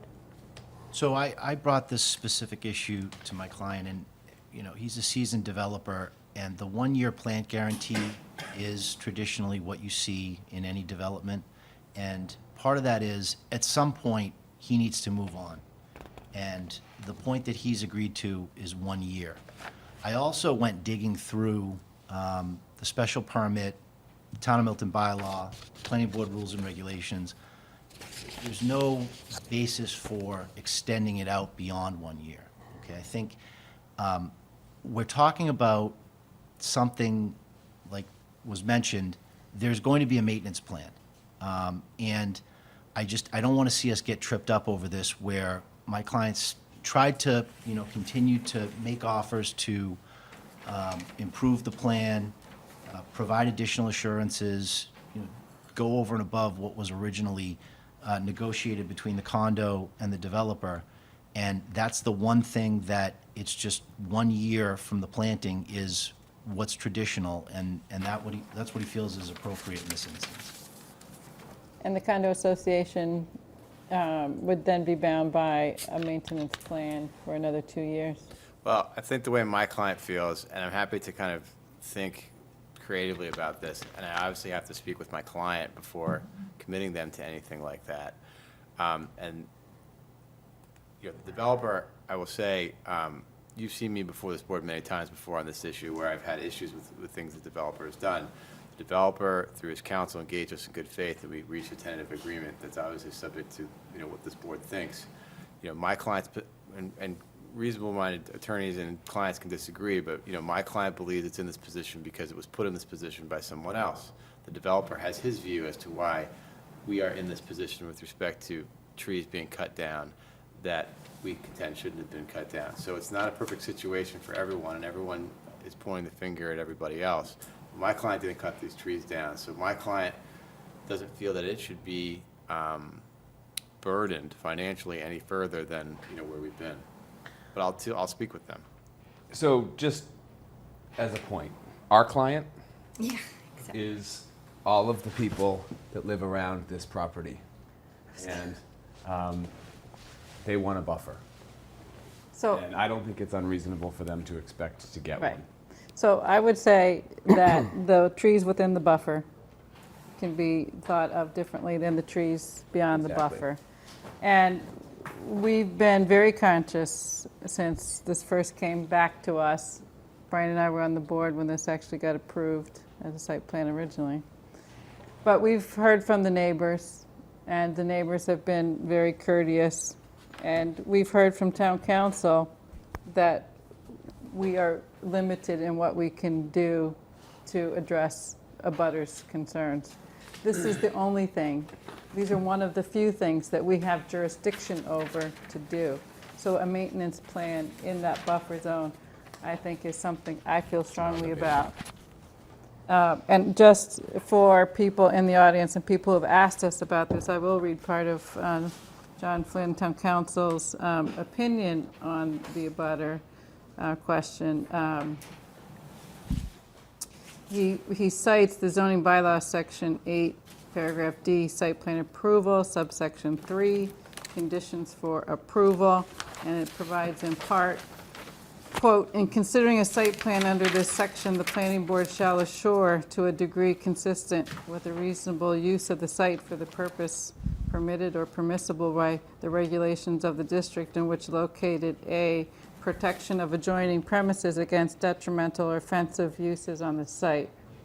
Violations of such a condition of a site plan approval by the board may be addressed by the planning board and/or by the building commissioner, such as a cease and desist order. That authority is limited to the property which is the subject of the application decision. It does not extend imposing a remedy for damage to property which abuts or is near to the subject property alleged to be caused by the developer. Issues of what damage, if any, has occurred to abutting or nearby property and who is responsible for such damage are not within the jurisdiction of the board. The board does not have the authority to adjudicate such issues. Those are private civil matters which would be the subject of a lawsuit between the owners of abutting or nearby property and the alleged responsible parties. In such a lawsuit, the party making the claim would bear the burden of proof regarding what damage was suffered and who caused the damage. So what we want to do here is try to make sure that this area is planted and maintained, and the stormwater system is maintained so that the future doesn't bring the same kind of damage, potential damage that may have happened in the past. So that's why I feel these trees are so important, because it is one of the things that we can help with in terms of the down gradient neighbors. So any other comments about warranty or maintenance plan? I agree. It's a 3-year Yeah. maintenance plan, and Okay. you're gonna have to work it out. Same here. All right, so Denny, were there any other? I went on another site walk with Julie, Joe, Tom Palmer, Mr. Udi, and a couple things were discussed. One was a timeline for implementation of the stormwater system, and the other was maintenance and oversight plan. And Julie asked the question about putting a Retaining wall. thank you, at the end of the property. So I was wondering if Mr. Crispin could speak to those three things: the timeline for implementation, maintenance and oversight, and stabilization plan for Julie, for the abutters. The timeline, there is a document that was submitted. Yeah. It starts with Bless you. do immediately. Immediate, before winter, Right. over winter, for the purposes of the audience, next spring and over next year. That kind of, the presumption is there that this is going to move forward quickly, so that puts this thing pretty much at substantial completion next spring sometime. I can give this to her, right? I can give this to Julie, right? Just a public record. Okay. The idea of the retaining wall, and I believe you're talking in the upper left-hand corner of the plan. Yep. It'll be in our permit. Yes, the upper left-hand corner. The purpose of the swale across the back of that garden was basically to replace that retaining wall. You'd have to cut more trees down to put that retaining wall down. Right, right. So the swale, in my opinion, accomplishes the same goal. Yeah. It gets the water away from that corner. Right, and you said, As does everything else gets it down into the recharge system and into the rain garden and all the way down through the system. Where's the retaining wall you're talking about? it was a hypothetical Where? question. It would be, Where? I'm sorry, it would be in this back corner. But when I had talked to Mr. Crispin, he said, well, if you just put a retaining wall there, you're actually creating a waterfall. So the swale would actually absorb it Yeah. I understand. instead of, That's where the, That's for this grass that's level where the grass spreader. level spreader is? Yes. It's in that Spreader's same been added. lot, same area. Understood, yeah, so, it took me a while to understand what's going on there, but I get it now. So if water pours and pools at the bottom of that driveway, rather than causing a stream, it fills up this area and then slowly overflows so that the grass catches it and infiltrates it. this is And we're supposed to catch eliminating the most of the water watershed instead that's of it going down in. there currently. Today, correct. Okay. As far as oversight, A which I think was the natural third solution. point that was raised, in the parties' tentative settlement agreement that obviously the town will have to join in, the notion was that once we finalize the two sets of plans and your decision, that there'll be a drainage expert neutral, and there'll be a landscaping architect expert neutral, that will oversee the work and tell the developer when they want to see certain things. And the developer has agreed tentatively in our draft agreement that if the neutral does not sign off on the work as complying with the plans and your specifications, then the developer cannot seek or accept occupancy permits for the units. And the neutrals are going to be paid for by the two parties, so the town will not bear any expense in that. So that is, I think, a good referee installation for this stuff getting done properly, to give you and the abutters assurance that it'll get done properly, because what the developer wants to do is sell the unit, so this will ensure that the work gets done properly. Sounds good. Yes, So April? the monitor is someone that the town would select? So, no, so that's in addition to, and I believe at the outset, the town made clear that they wanted their own independent monitor, which is why Mr. Crispin's here. The only thing that I had asked is that since we are now employing 2 monitors, that the scope of services for BSC dovetail, so that we don't have 2 people looking at a hole in many instances. You can have them report to you and give you reports on what they're finding. I mean, and transparency is good. So for like the drainage, it would be a qualified drainage engineer. For landscaping, it would be either arborist or I think landscape. BSC has the resources. Yeah. Yeah. Good, Dave Bench. Who wrote this? Yep, they just said CEC. We need to have this resubmitted on letterhead.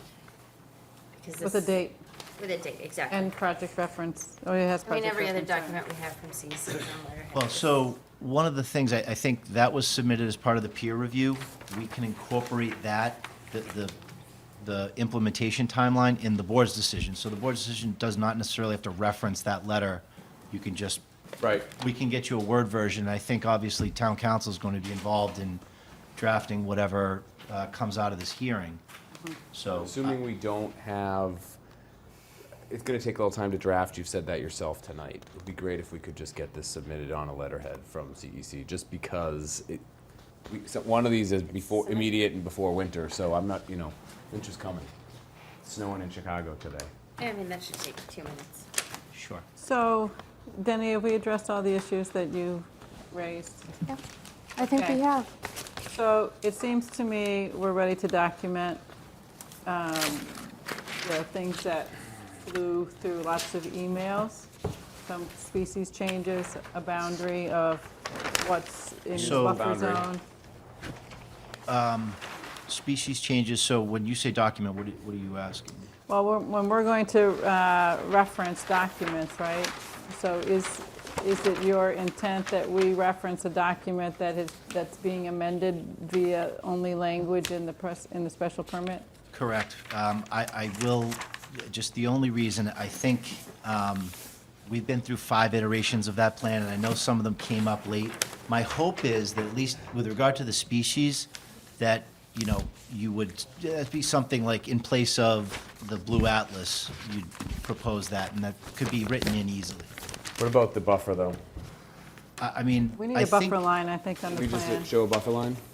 So, I don't know how else we reflect that, other than attach this, which I don't think is You appropriate. can do it on the PDF, well, I'll have MKA do it, and I think just as long as, there's an understanding there as far as the efforts that we've gone to really Right. I try to mean- get this where the board wants it. I would suggest that, I'll ask town council to be sure because of all of the unusualness of this one, but I would suggest we could close the public hearing and that we could begin, we'll first hear from comments from the audience, but close the public hearing tonight and then work on the final language that takes into consideration all of the discussion and all of the emails and the points that Mr. Crispin made. And then we'll have further discussion to make sure it covers everything. Are you comfortable with that? Yes. So my only other ask is that we at least have a vote tonight on adopting it consistent with the discussions and the deliberations, and that because we are under unique circumstances and we have to report back to the land court as to whether or not we've at least achieved an agreement in principle, I'd ask that the board take a vote and that town council be tasked with working with the developer and the condo to formulate what the board will ultimately sign to accomplish a settlement through the amended site plan approval. And is town council comfortable with that? I am. I think so long as you're comfortable that you have articulated, any additional requirements here tonight that you want included. And via the emails. There were emails that were documented a number of the things that Denny referenced. So Correct. those would still be, we didn't read every one of the emails, so. I mean, we've been inundated with emails in the Right. last 24 hours, so Right. I haven't read any of these. Okay. So basically, I think they had to do with the maintenance. The emails had to do with the maintenance and the tree choice. Yes. So that's I can dig those up pretty easily for you. Would you like me to create this in a punch list, or is somebody going to work from the tape? I think you're going to get it to town council, right? I'll get you a punch list. That would be helpful. Okay, I'll get you the Yeah. punch list, and I'll get you the emails. And you can send it to Attorney Freitag, who has, Great. he's sick, I'm covering for him tonight. Oh, okay, Poor that's guy. great. So he will be continuing to work on this project, and if he has any questions, Okay. about what happened tonight, I'll talk. So we to him don't need to reference in our approval tonight each email? No. Okay, The Okay. emails will be incorporated into the statement. What the I end- understand. Okay. I'm All just right, trying to so- make sure we get it right. Before we do that, is there anyone in the audience who would like to address the board? Yes, Mr. Sherman, come forward.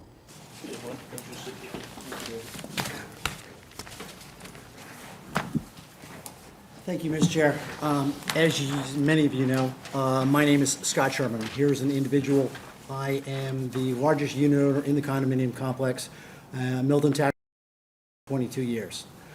As we had discussed or announced at the previous meeting, this developer had multiple gross indifference to this board, as documented in the previous meeting.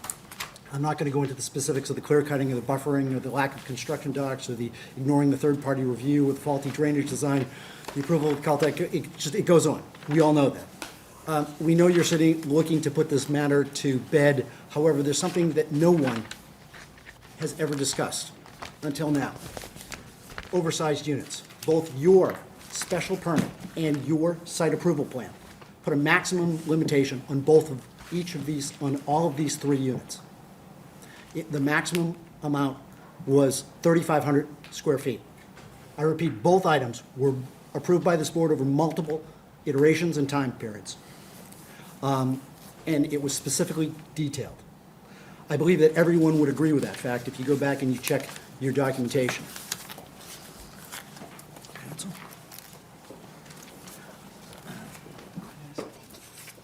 I am passing out a recorded document that's in the Norfolk Registry of Deeds.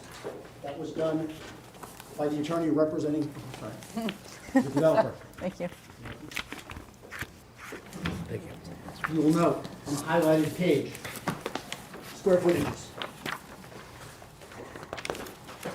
This is a recorded document. This is not something arbitrary or capricious or subject to anything else.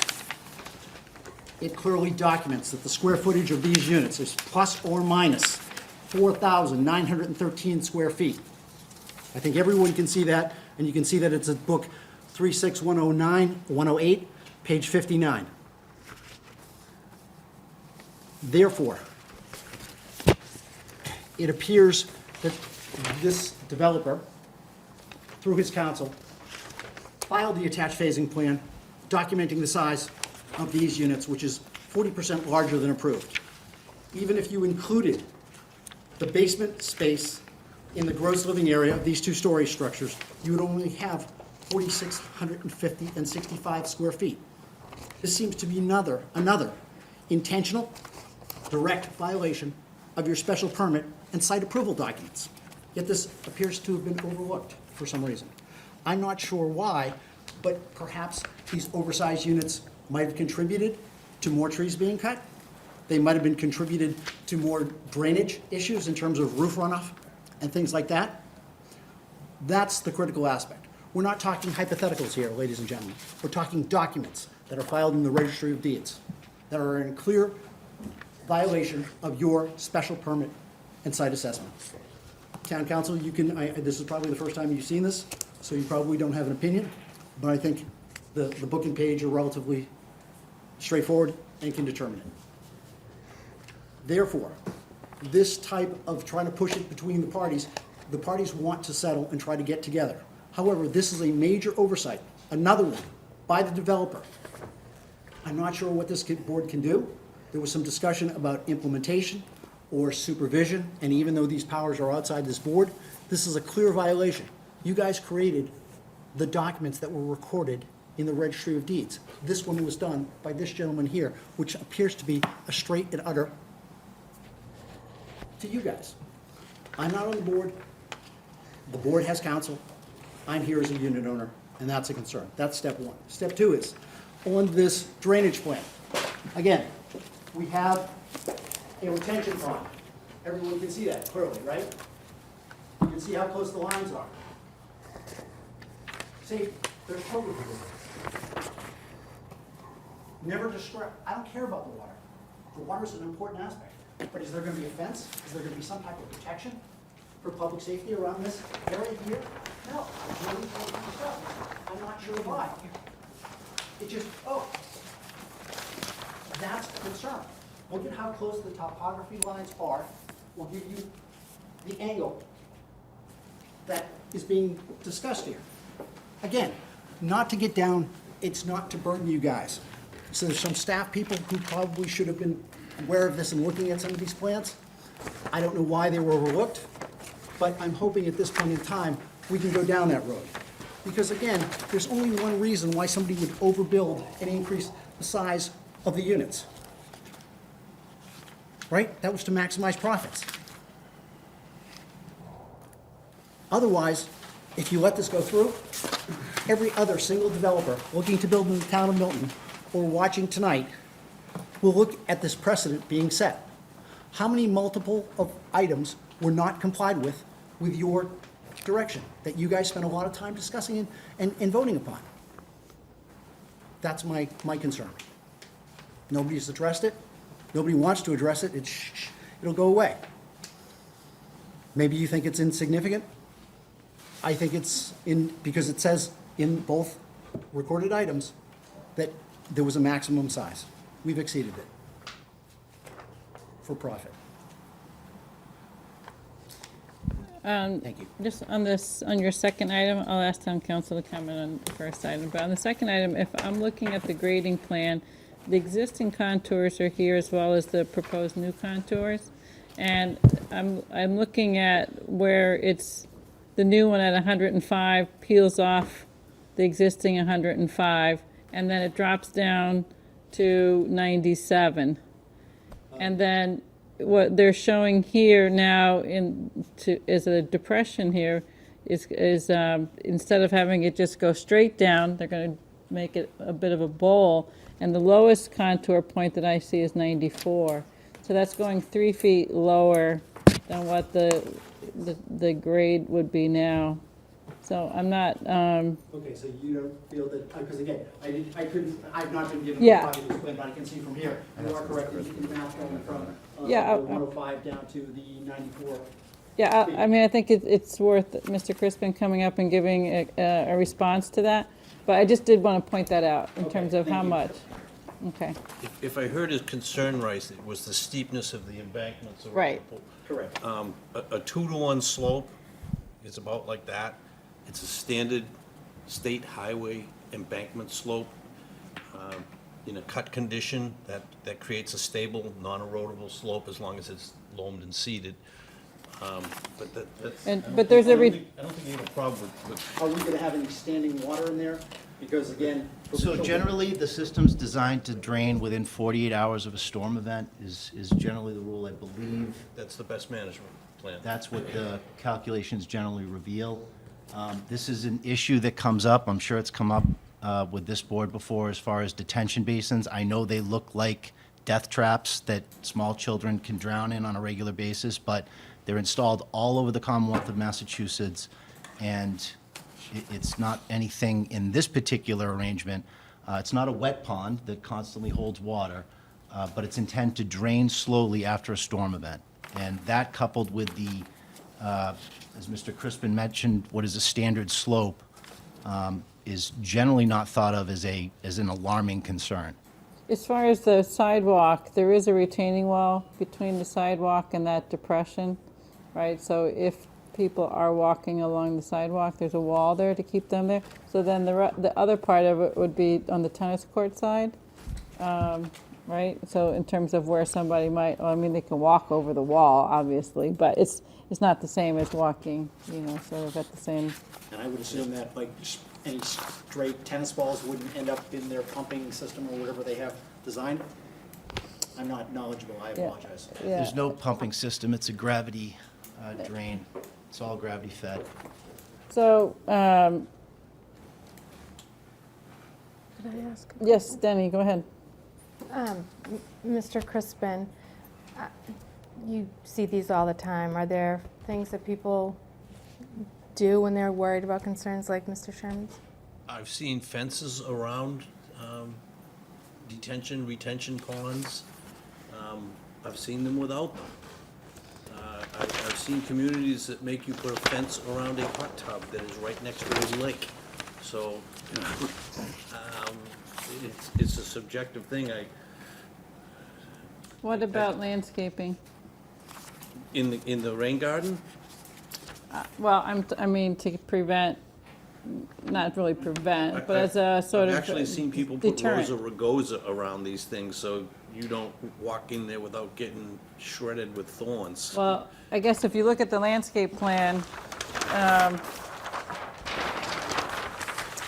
there's landscape elements along here. Would it make sense to have something which wrapped this way? It's possible. The discussions that we had as this plan was developed this was really just a grass line basin. Was keeping it simple. All right, but there's a lot of, I'm not suggesting adding new material, I'm just suggesting relocating some of the plant material that's specified as someplace else and wrapping it a little bit around here to address the concern of safety. I don't think that's an unreasonable requested change, yeah. If Mr. Sherman would allow the relocation of several evergreens that were relocated to form a buffer around his house to address that safety concern, then we'd be happy to relocate the trees to address his concern. Are you asking me, sir, if I would be willing to pay for the personal noise and attenuation from your clients against my home that I've lived in for 22 years to put them around in the catch basin that you're designing and your engineer is designing? Is that the question, sir? All right, so, I'm sorry, Mr. Chairman, we're going to try and address, I don't think the suggestion of saying you're taking it from the person who raised the safety concern and take away their buffer. So I suggest you find another place to take them away from. We're probably talking about, 4 or 5, and you've got 140. Sorry. My suggestion is, let's don't, Let's try to keep this on the tracks. yeah, we're trying to get this to the final. Are we talking trees or shrubs to put around this? Did you have a Shrubs. suggestion? I would think what Mr. Crispin had recommended seems to be fine, because it would be a protective shrub. Right. And if anybody ventured into it, it would hurt them, so it would steer them in a different direction. Move some shrubs. I think that'll take care of people who sort of.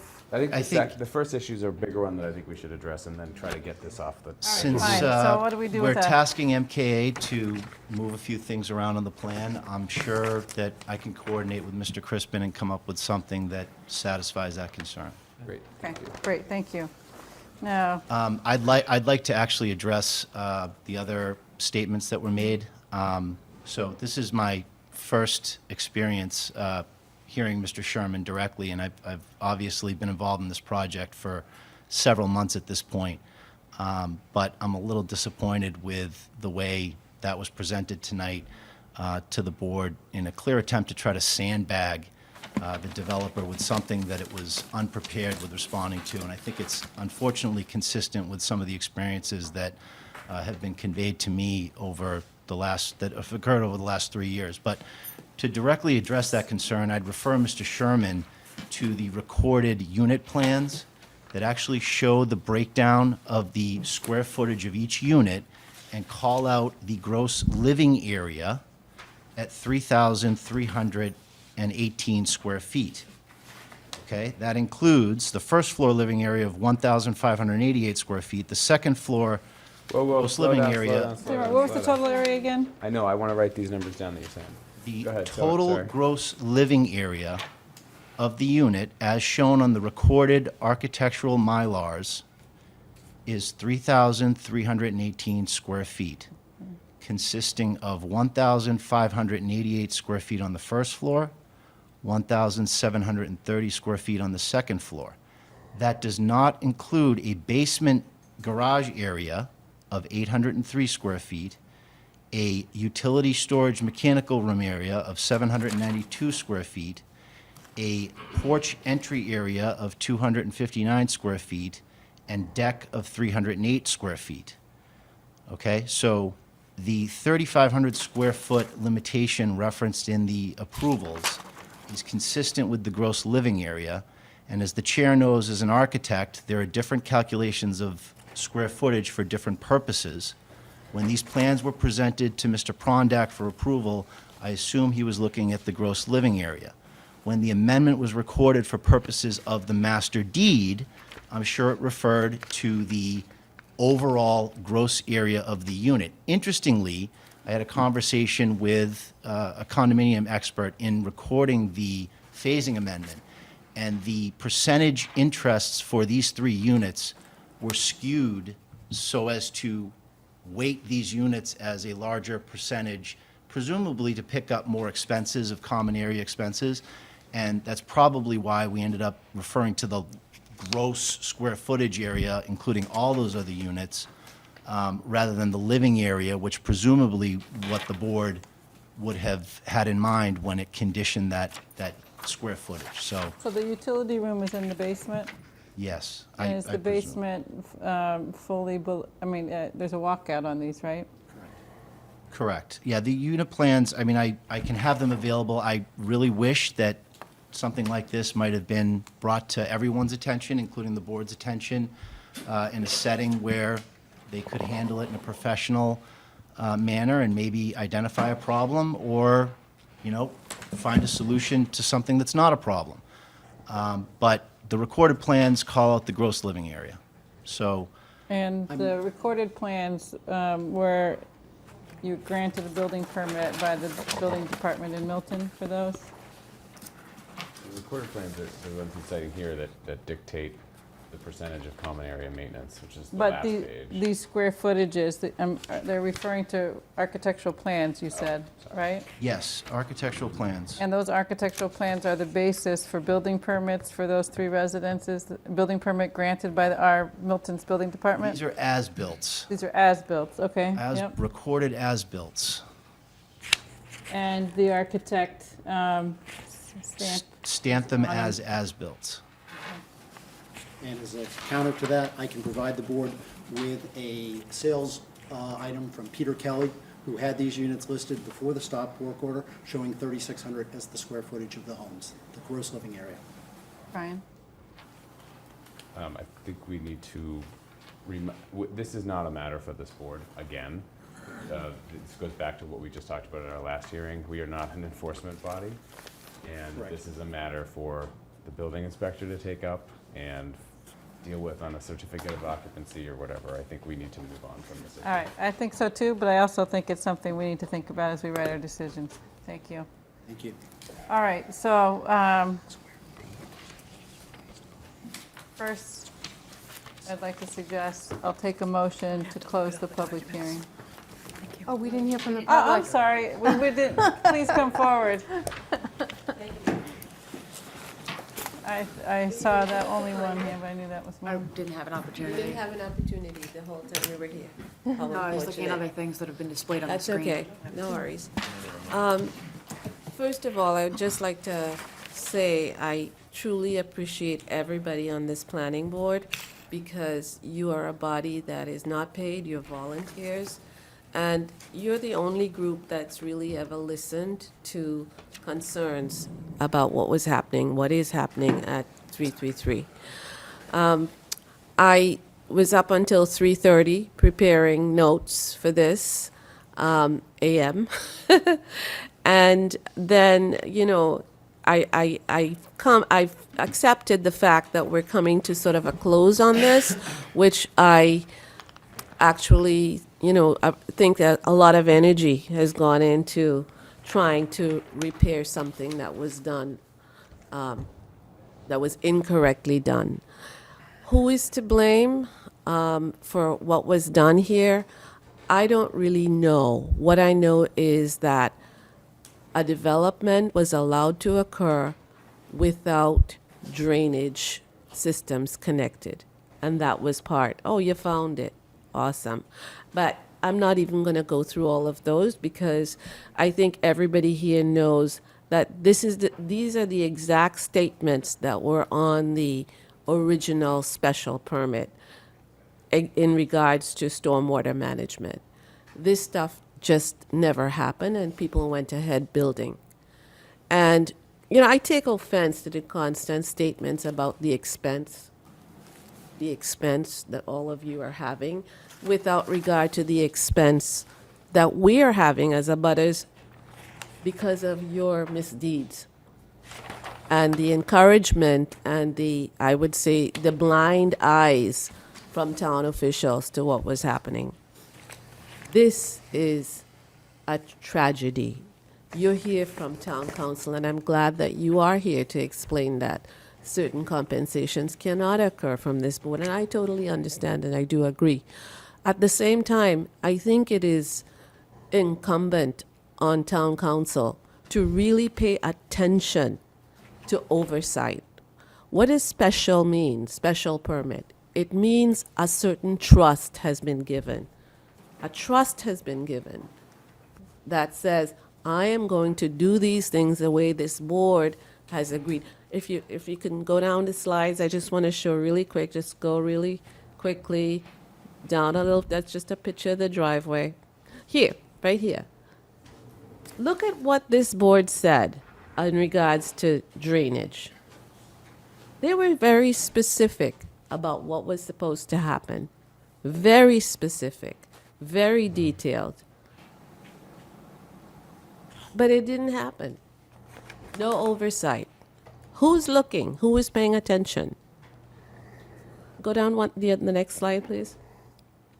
These, you can keep going down. These are my emails about never being informed.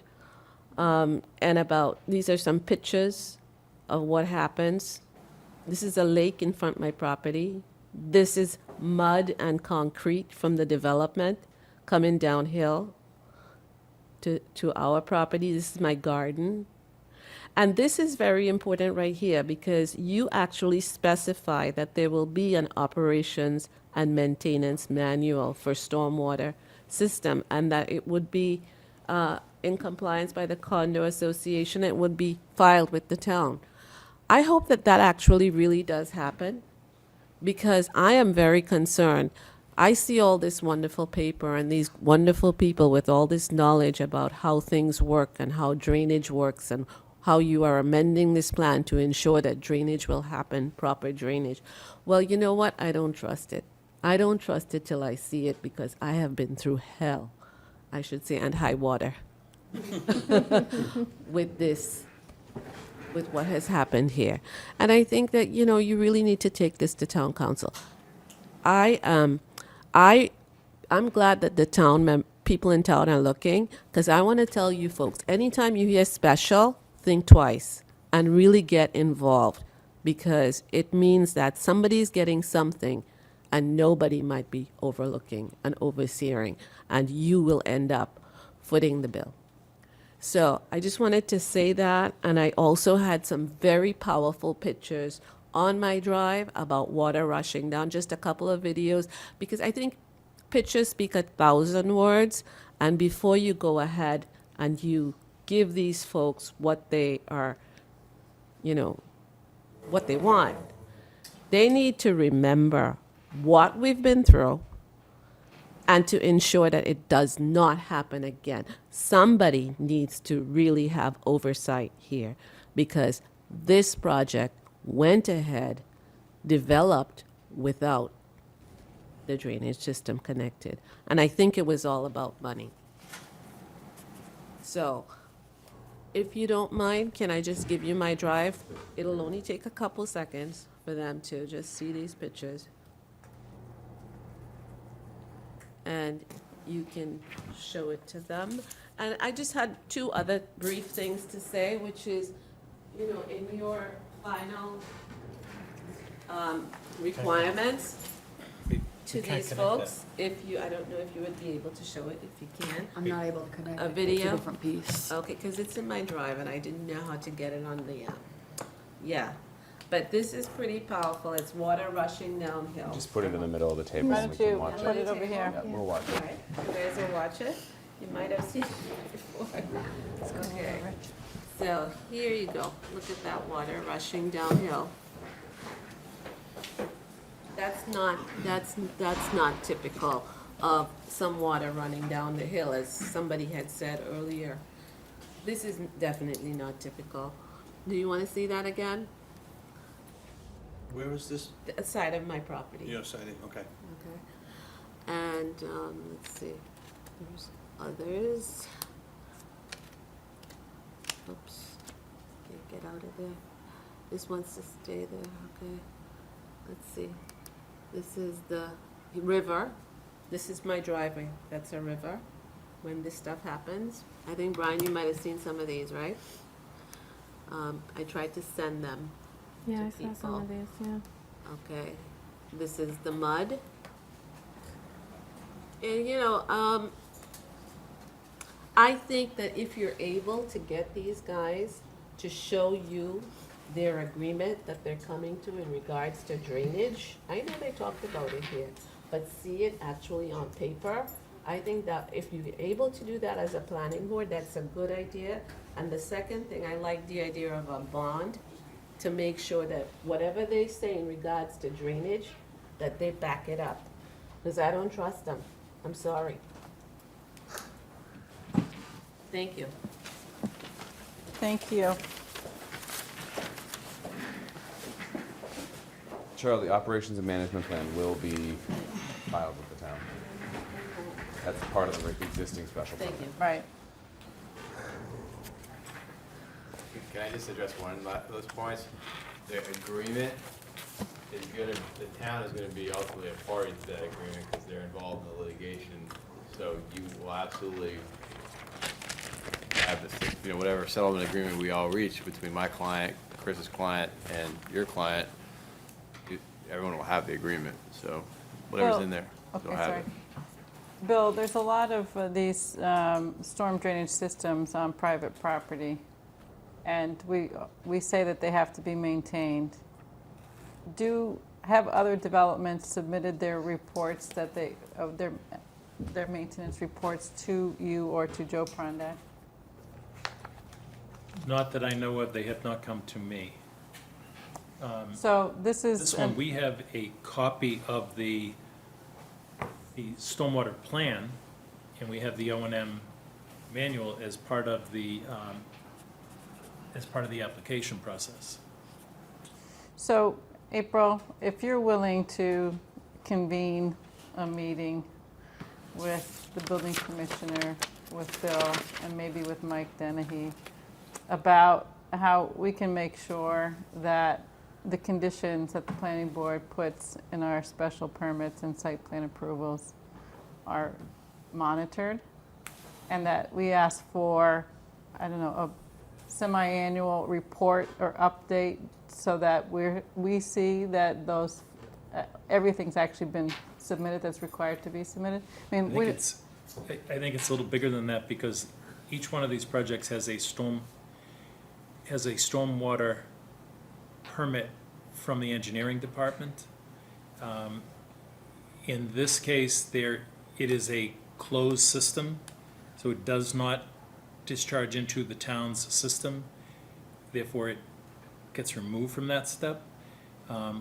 Wentworth Farm doesn't connect to the town system, so they have their own stormwater permitting process.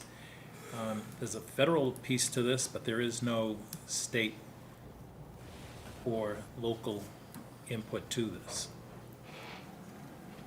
But All right, there well, I is a still think- stormwater, I mean, we talked about ad nauseum the SWPPP. Right. Which is Well, that's- filed with the town.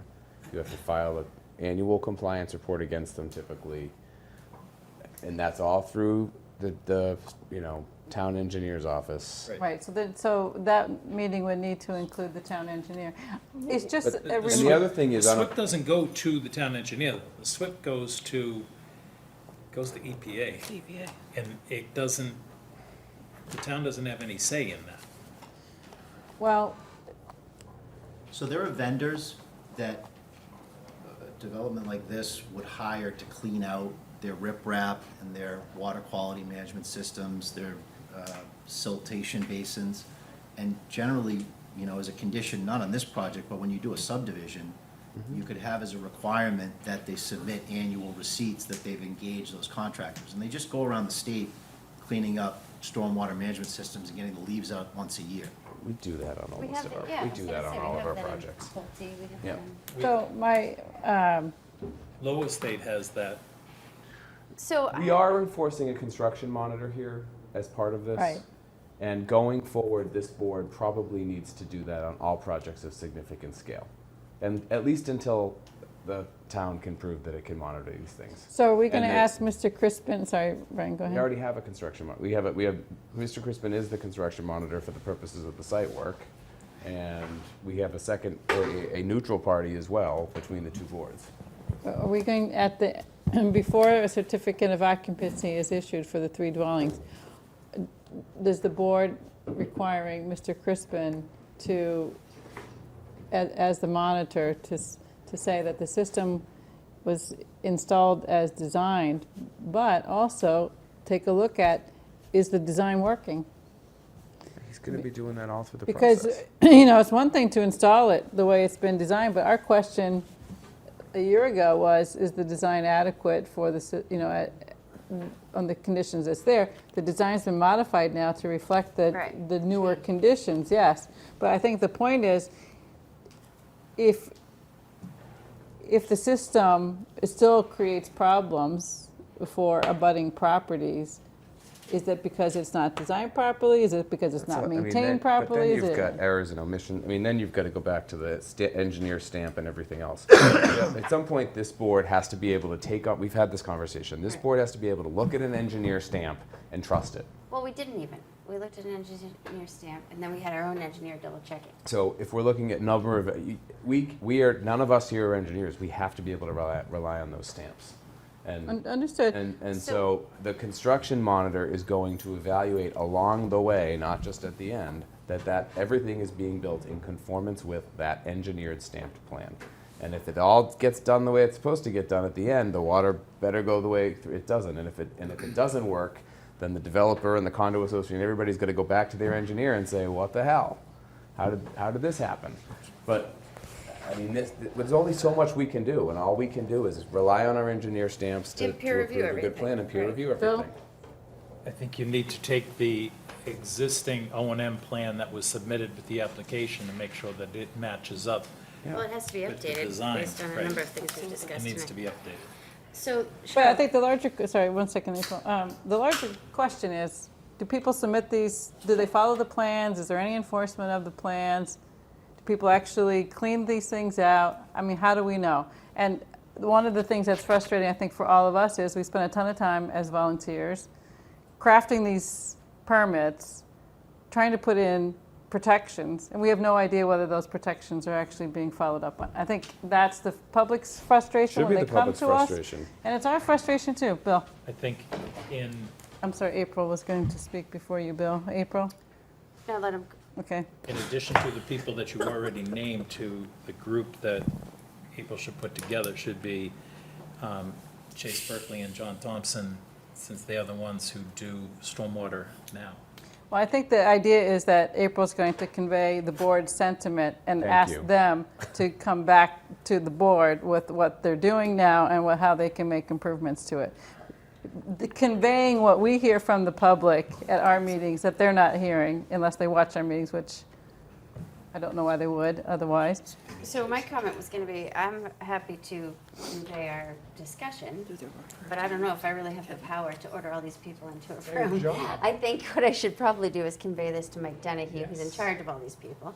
And I know Lauren's been working cross departments on the, reviewing things and reviewing permits, and I think to the extent that I can be helpful, I'm happy to participate. But I think what we really need is to make sure that whatever draft decision we're issuing is reviewed by all these people, and that they understand what we're requiring, and they convey their acceptance of that to us, and that they believe they can live up to it. Because I think that's been Joe Prondak's criticism of us in the past, is that we were writing these permits that he couldn't follow, or were too long, or whatever it was. So if we get their buy-in in the front end, Well, and at least on this project, then everybody's accountable to do their job, right? And then Mike Dennehy, their boss, can make sure that they do it.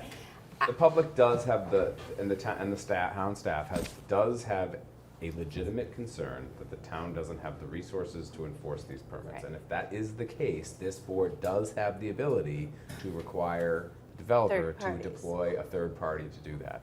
And that is probably something we can do better. But that's what we're doing in this case. Correct. This one, so yeah, maybe we should come back and finish this one now. Great. Sorry, that's a broader conversation. We took it past this one. Is there anybody else in the audience who would like to? Yes, Joe, please come forward. Thank you, Joe Sloan, as you wrap up your discussions and move toward some progress. I just wanted to add one thing. I very much appreciated your explanation about what the board can and can't do in these situations, and I think everybody really appreciates the efforts that you took tonight to strengthen the parts that you can do, that you can have control over. I strongly support discussion as you would go forward and consider this amendment to the site plan approval, that the board, as a condition of that approval, would require a performance bond for this developer.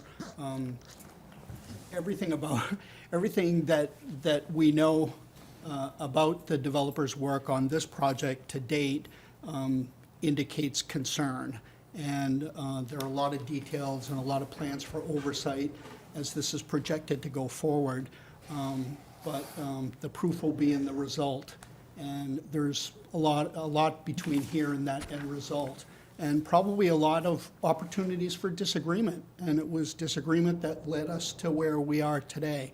And I think that a performance bond would be something that the board could in fact have some insight on and some control over. So if there are future disagreements, we heard during a site walk that, if things got very difficult for this developer, at some point he could simply walk away. Well, the town doesn't want the developer to walk away. The abutters don't want him to walk away. I don't think anyone does. But the town and the residents could have some assurances in a situation like this. Maybe, I don't know how big those assurances would be, but maybe some assurance is better than none at all.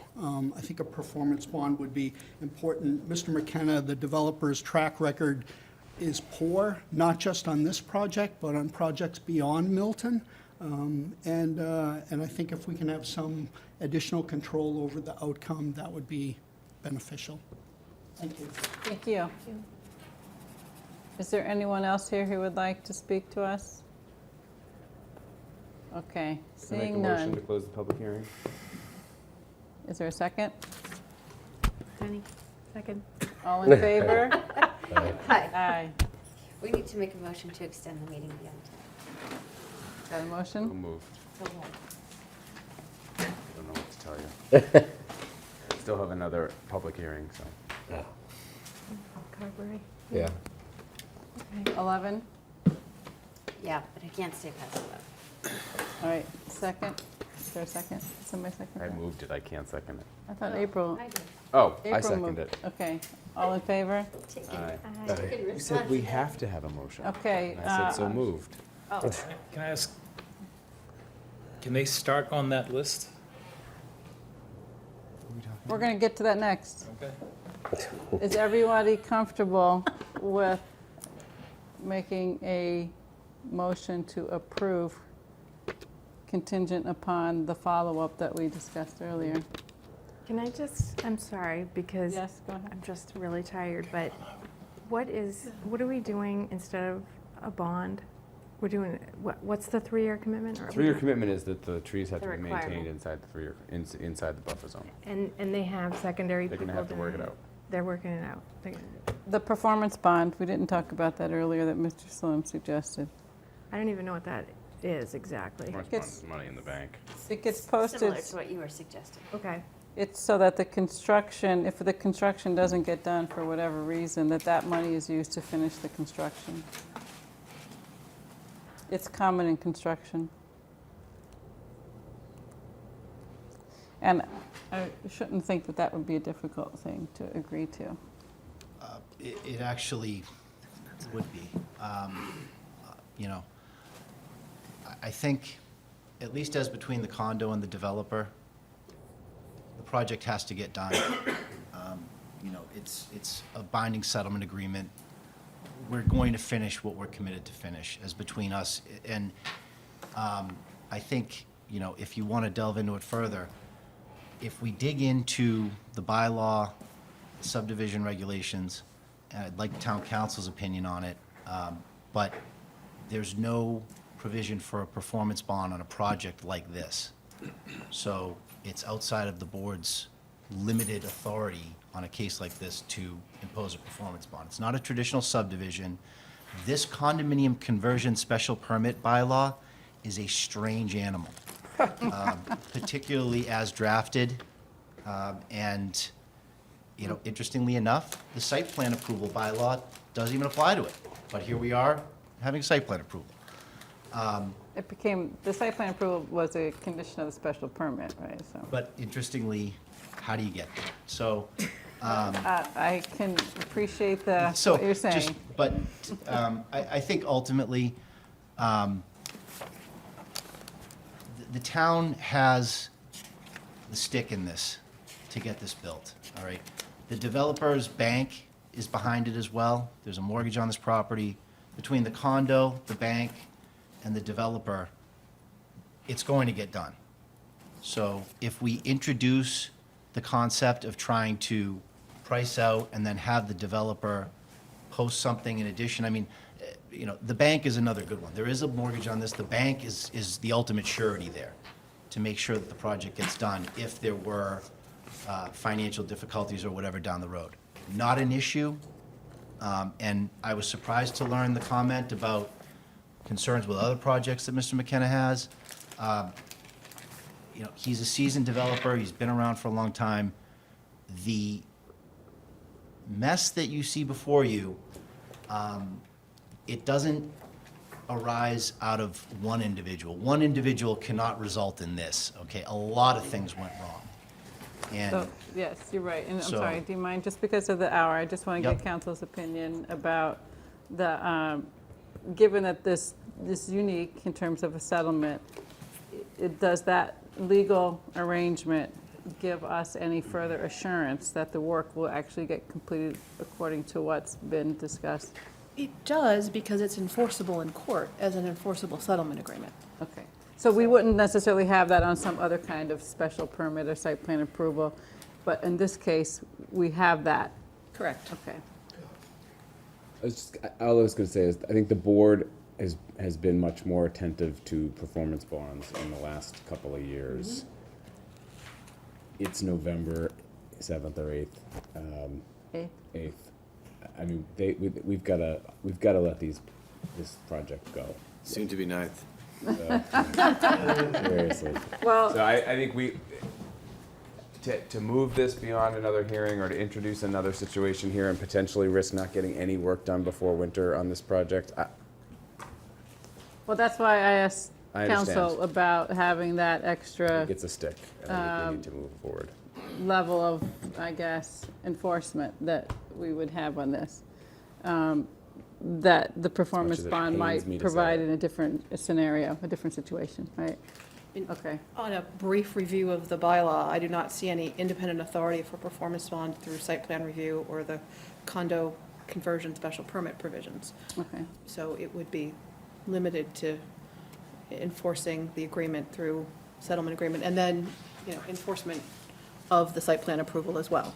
All right, so we need to look at our, Add that to the Milltown meeting. add that to our, our bylaw Amendments. and rules and regs, list of revisions. All right, so the way it's going to be then is town council is going to begin drafting language for the site plan approval decision, right? And so we'll need to make sure that it incorporates what was agreed to that's not on the drawings. And then we would review that. I'm sure you all want to review it first, but at a meeting, do we want to set a meeting time for that review? Point of order, Madam Chair. I thought the board was going to take a vote. We are, I just want to make sure that everybody's understanding the process. So we're going to get a draft. You're going to review a draft since of the way the legal, and then it will come back to the board to discuss, because we want to make sure all that language that was been floating around is actually captured in a way that we find sufficient, right?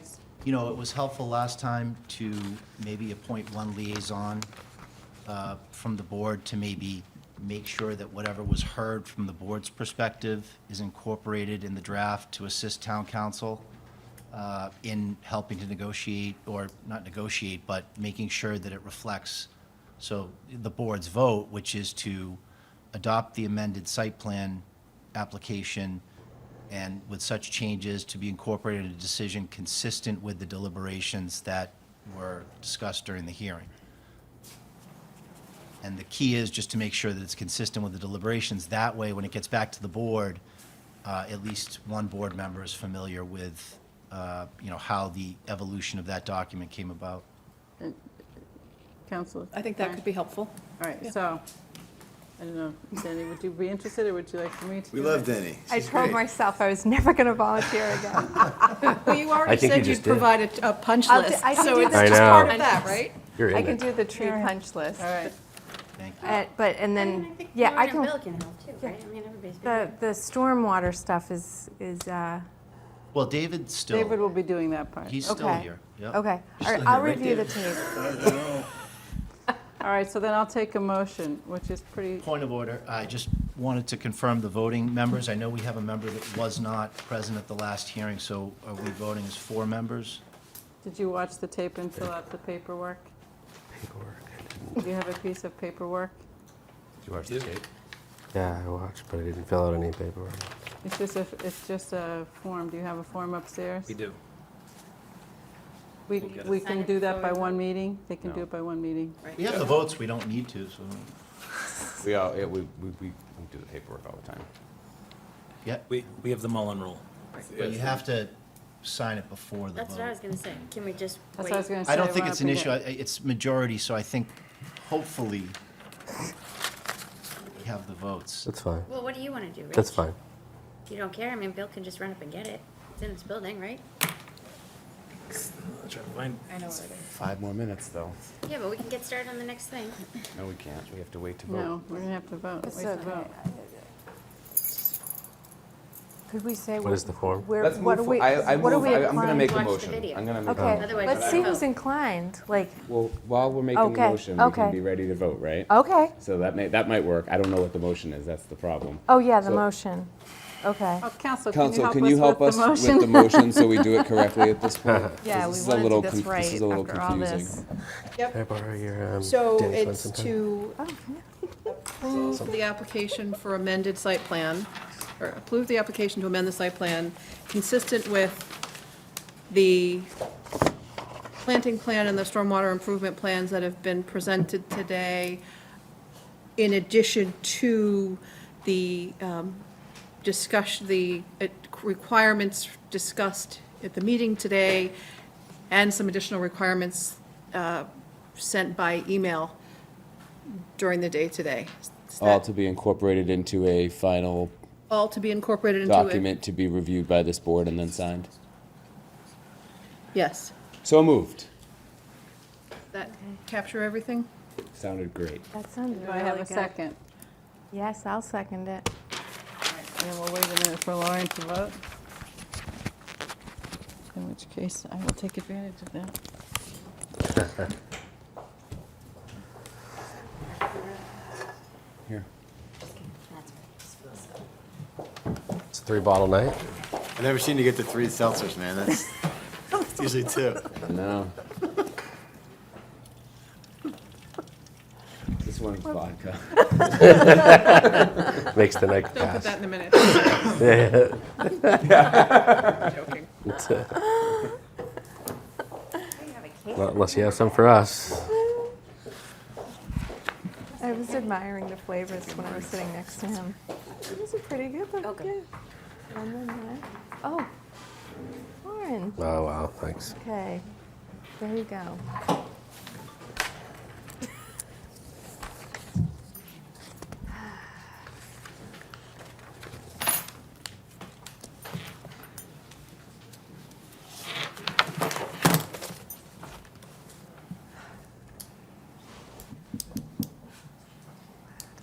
I'm a little-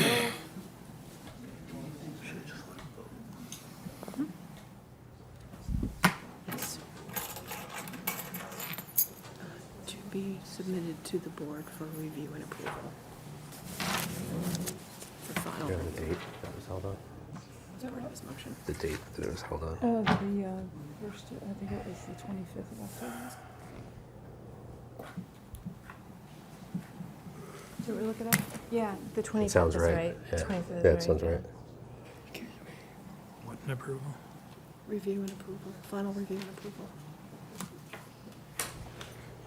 Do you have a calendar? Yeah, I do. What do we need? Just go to the 25th. October, 25th is the Motion Thursday. and a second. All right. Yep. All those in favor? Oh, wait, you're signing still? Yeah, that's fine.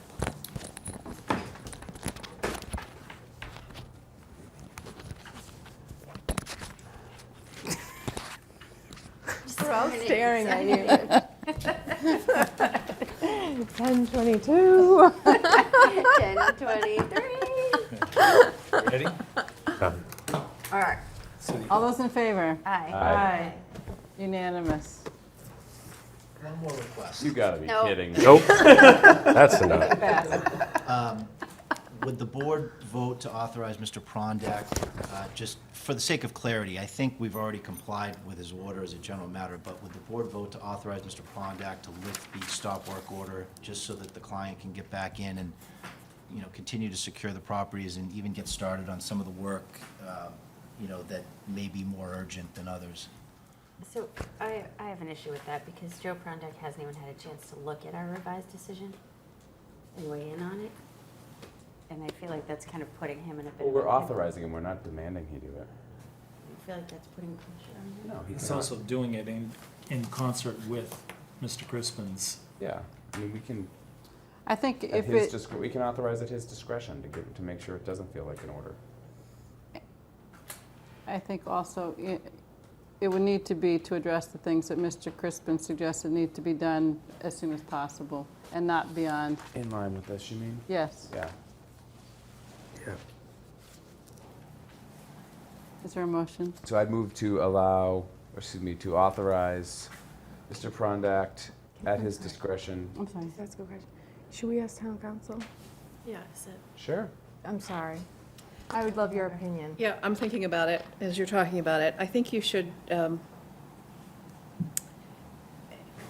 ask him, you request that he, because it's his determination, you request that he lift a cease and desist order for the express purpose of beginning work off on the list of things that need to be done immediately.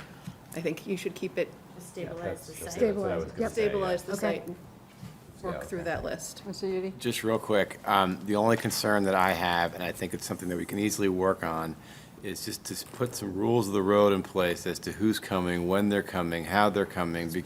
That's between us, I know, but if I want to, I know it's between us, but I'm concerned that, just an abundance of caution, if Mr. Prondak gives the green light, then trucks start showing up, it could be a problem. So I just, subject to us working out kind of rules of the road, who's coming, when's coming, and maybe appointing someone for communication and that kind of stuff.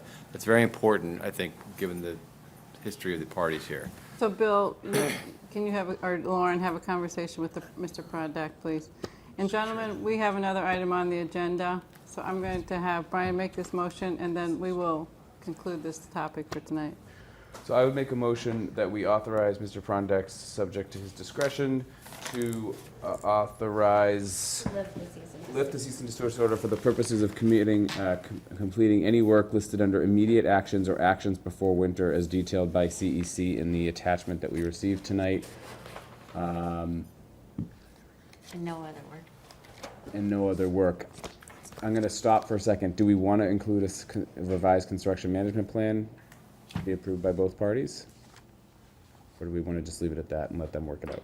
I think, did you say with Mr. Crispin in your motion? What? How did that work? Reference CEC's document. Okay, I think that's fine. Just the first two The first two Just the first two categories. categories, right, that's fine.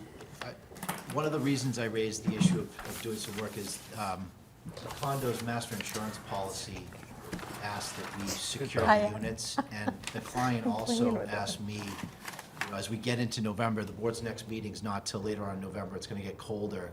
We'd also like to make sure the units are stabilized for the winter, you know, get them sealed up and make sure that, you know, they're ready for the winter.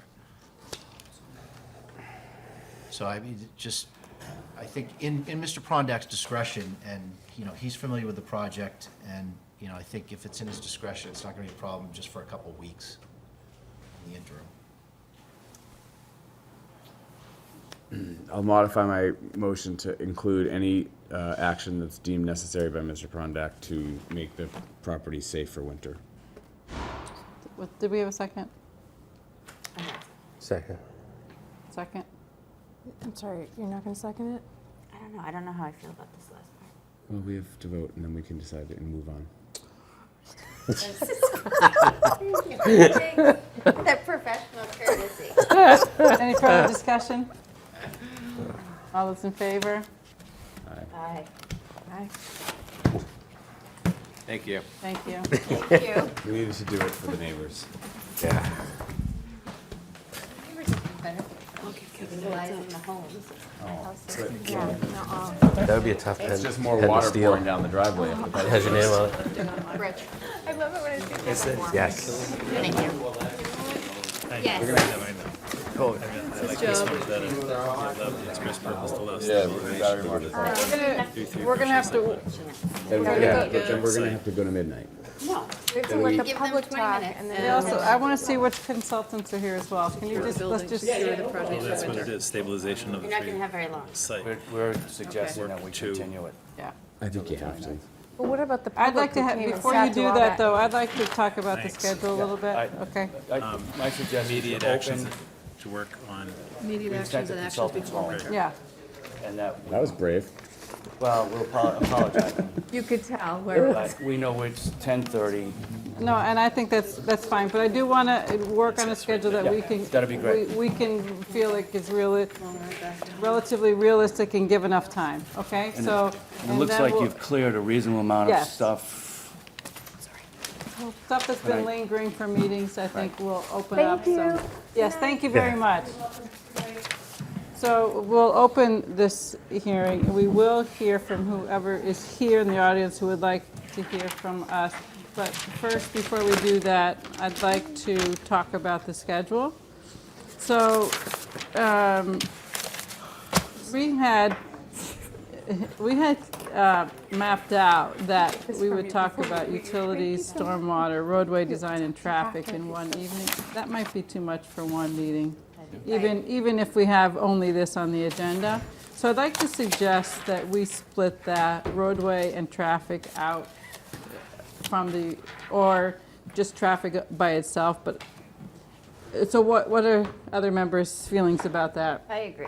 I think it's way too much to try to bite off in one. Okay. So in terms of that, our traffic consultant is available on the 29th. He's not available on December 13th. Okay, so that's the traffic. So So then we we have to see if Stantec's available then too, right? Okay. And Stantec is, I know that Stantec is here. They're still here? Walter's still here. Okay. Do you want to do historic on that same night? Well, that's, Historic has an issue with the 29th. they don't want to do the 29th?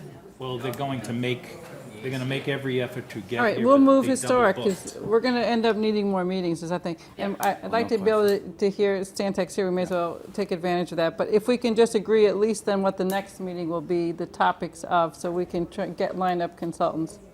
No? I think we just do traffic. So just traffic on the 29th? 29th? Because we're going to have, Can I? we have to have a discussion of the Thomas special permit at some point, right?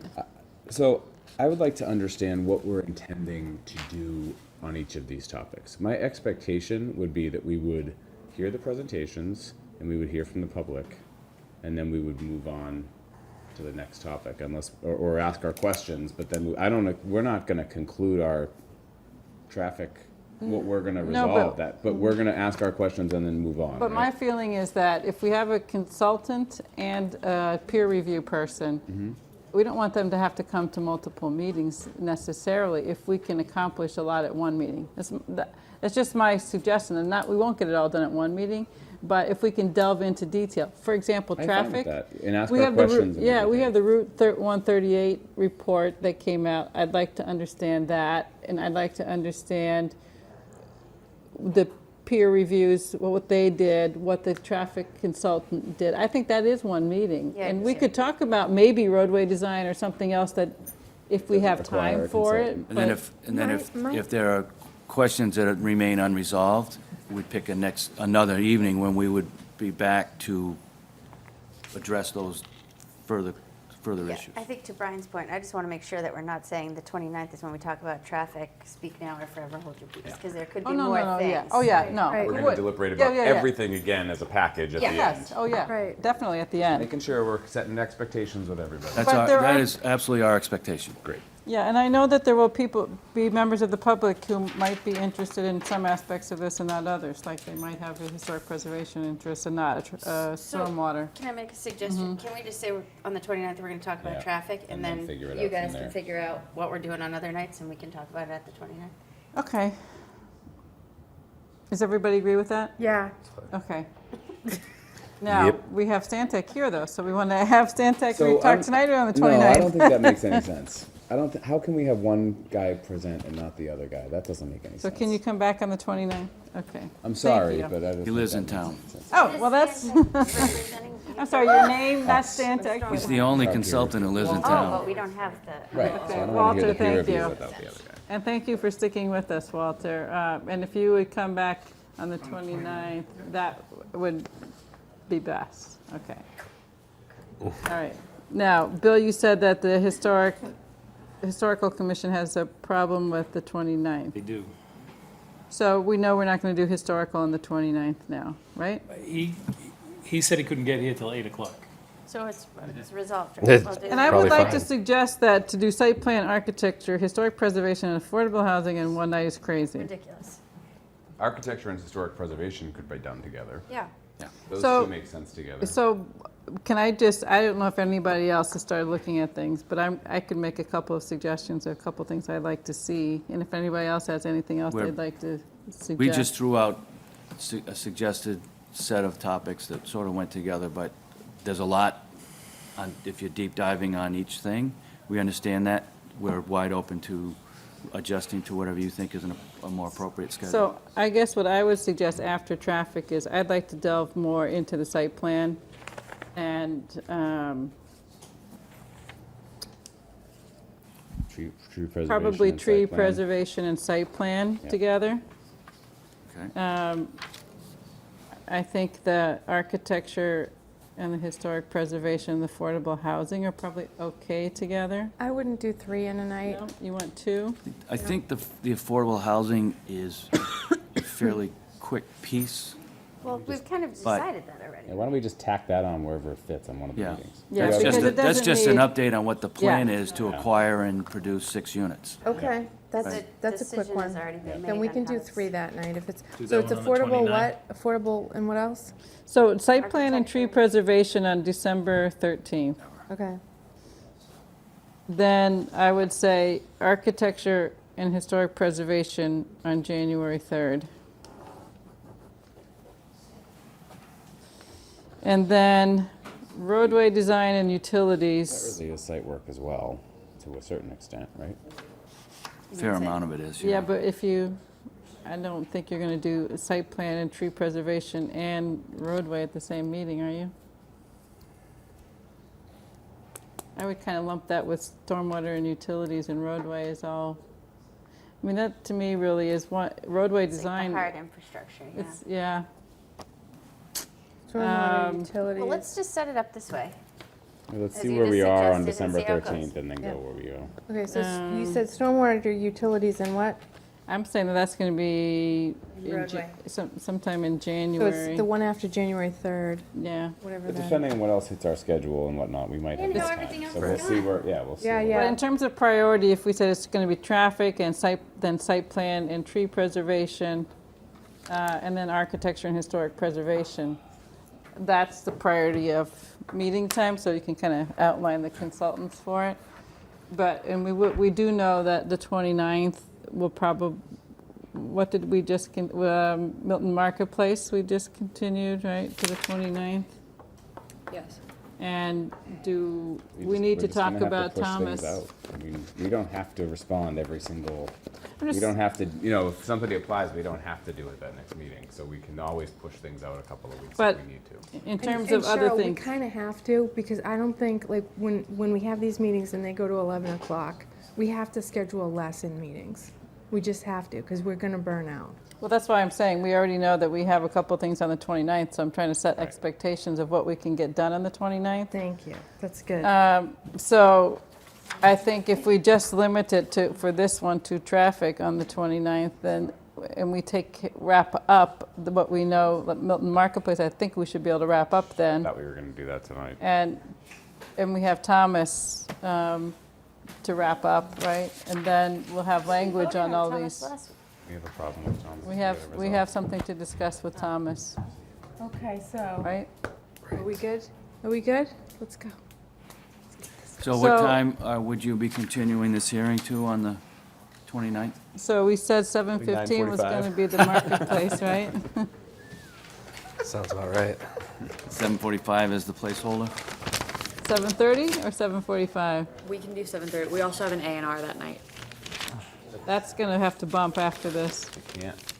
Yeah, we can't You've do already, it you've already No, I done the meant- A&R, you've already done the A&R before, they've just switched the line. Oh, all right. Well, we If can do 5 that minutes. then. Oh, jeez.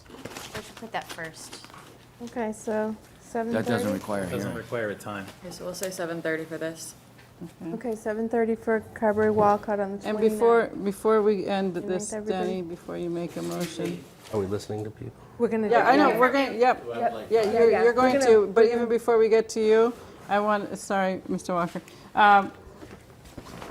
I was listening to Mr. Walker last week. I was looking through the drawings. I didn't see a section through the wall that has the block retaining wall. And I think we need a site section through that because that's one of the deeper cut areas. I didn't see a cut fill analysis. Did I miss it somewhere? I don't know.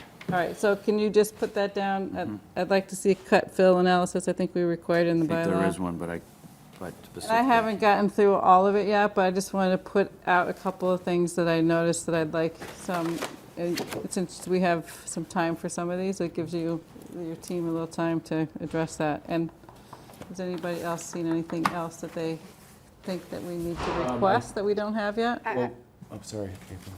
I was just gonna ask if Bill and Laura had anything. Did they do a report? I don't Yeah, remember. oh, I thought you did. No, I had actually asked You at asked the for last it, yeah. meeting for a report That's with consistent, to give us in response to Mr. Walker's request, Completeness review. a completeness review as well as a analysis of the bylaw, as we used to get from Tim to go through and say, you know, Met or this is the condition, or this is the requirement, here's whether or not it was met, and if there's a waiver required. And then I saw the letter from John Thompson, but he didn't address all of the waivers. So could we ask John Thompson to revise his letter to address the rules and regs waivers that have been requested? Did you like to come up now? Are you getting ready to pack up? No, I was getting ready. Oh, okay.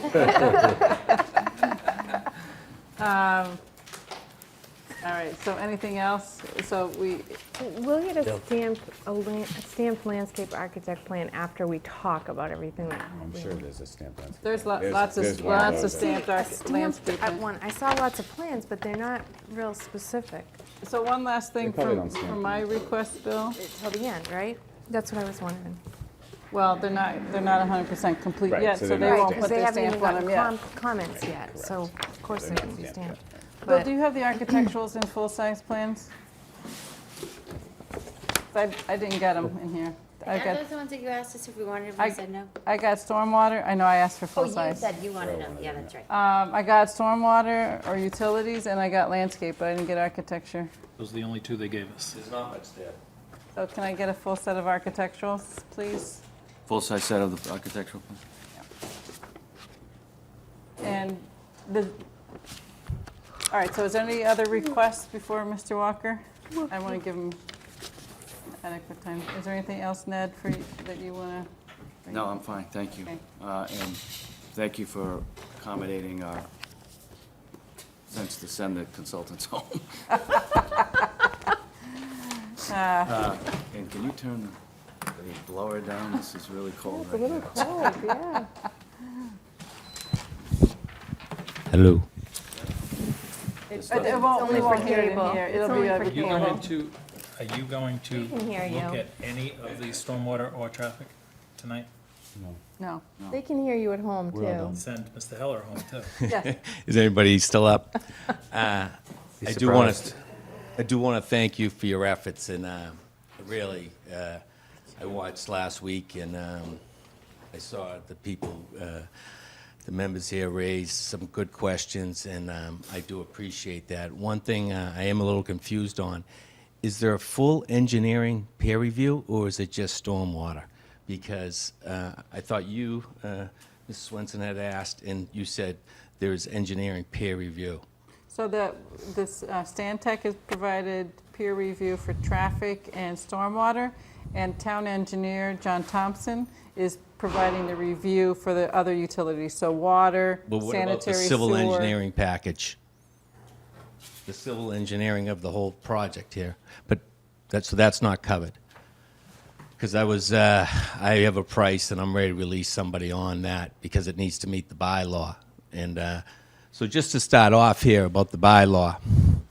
Is there possible for us to see that any better? Can you put it over here on this Sure. table? I don't know, can the camera see that, if it's on that Can you table? put it on that tripod right there? And big, but. Flip it. See. I think we just go to Thompson and ask him if he wants to get a peer review or if he can do it. Oh, yeah, that's Yeah. great. All right, so, So, sorry, 1 second, Mr. Walker. So, Bill, when you talked to John Thompson about his letter, can you ask him about this civil question, if he will be providing us with that review? so anyway, I think before you get into traffic and all those, does the plan, the general plan, meet the bylaw? No, it doesn't. It's not 550 feet away from a street. It's right in the bylaw. New townhouse units shall not be constructed less than 550 from an existing street. No limitations. Now, I've studied this and studied the grades.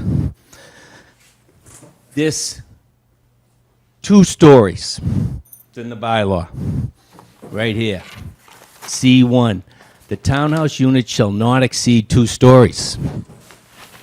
These are 3 stories. Excuse me, 2.5 stories. The blue, the grades, if you look at the elevations, right here. So we have a plan that doesn't meet the bylaw. So what you have is, if you look at the square footages that are hard to find, if you scale them off, you're getting your first level at around 1,800 square feet. And then you have the second floor, 432. Then the unfinished basement, which is obviously ready to be finished, as you can see here. So that is 2.5 stories. Doesn't meet the bylaw. We've already talked about stone walls. Right here. All retaining walls shall be stone faced. Not block, concrete block, not boulders. The grades have been manipulated. They've raised the road to get up to this point. You still got a big cut. And what they've done is so they can drop the back. You have 242, but that was 238. I mean, I Googled rain garden. They're not 3 feet deep. You're in the 75-foot zone here with this. Now, my driveway's right here. They actually show the new sewer going right to the new driveway. My driveway with an easement. So I don't know how much thought went into this. This is a bottom of basin 195, top of basin 201. 6 feet, 20 by 50. Sidewalk up one side, not handicap accessible, no bike paths. I have my architect, I've already got a preliminary draft for a peer review. It either doesn't provide information or it doesn't meet it. This is the bylaw. Traffic, all I can tell you is my driveway here, you can't take a left turn at rush hour. No, right turn only. It's insignificant at this point because this plan does not meet the bylaw. Look, I mean, it's all right here. Historic, yeah, they want to save the carriage house. They're scratching their heads. I'm like, you put a 2-year, wait on the whole project. Get your carriage house. I mean, everyone's talking about enforcement, and you do work hard on these special permits. And you worked hard on this bylaw. I knew it was a high bar. I knew it was.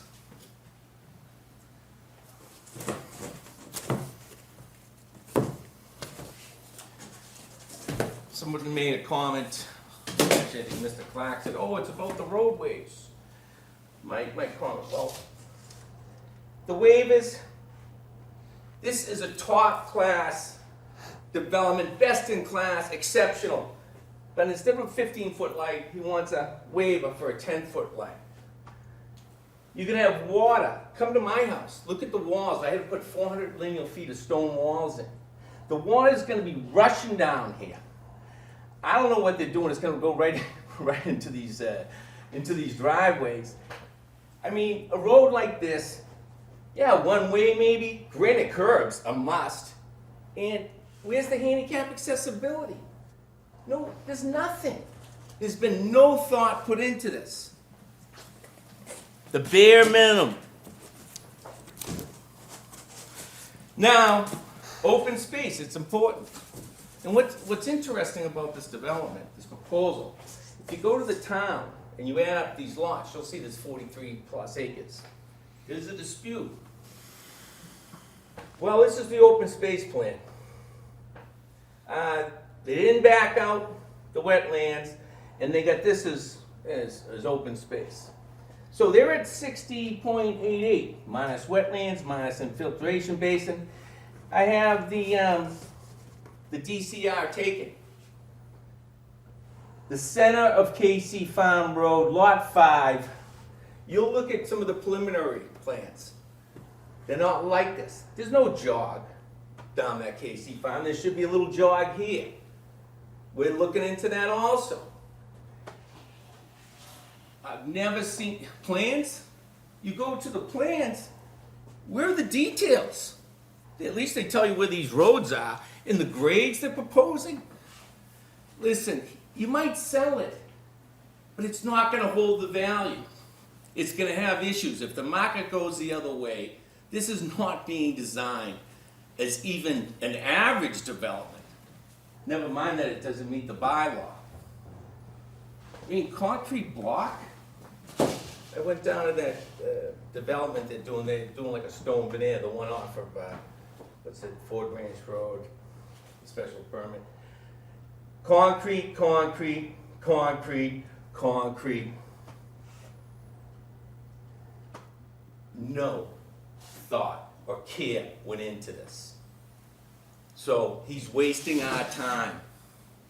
We're gonna go talk about traffic on the 29th. It doesn't meet the bylaw. Go fix your plans and meet the bylaw. You guys are busy, you do a lot of work. So is he gonna say, oh, the garages that are facing? It just, wait till you get into the plans. I'm telling you, this is not an over 55 development. How are these people how are they gonna walk? There's no sidewalk. It's unbelievable.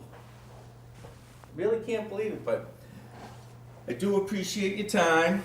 Let me see if I have anything else here. So the peer review is definitely important. I'd love not to have to spend another $15,000, but if I have to, I will. So just, Mr. Walker, I'll make a comment quickly on the Sure. peer reviewing. Oftentimes, John Thompson, the town engineer, will peer review, and oftentimes, if he's too busy, he'll ask that we engage peer review consultants, and he will help select.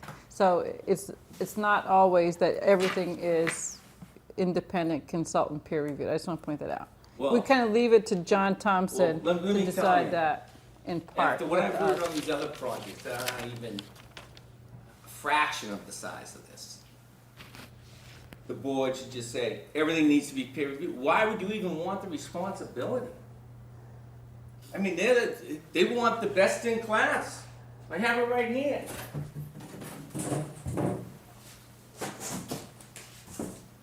So we'll get an answer for you from John Thompson about the civil peer review.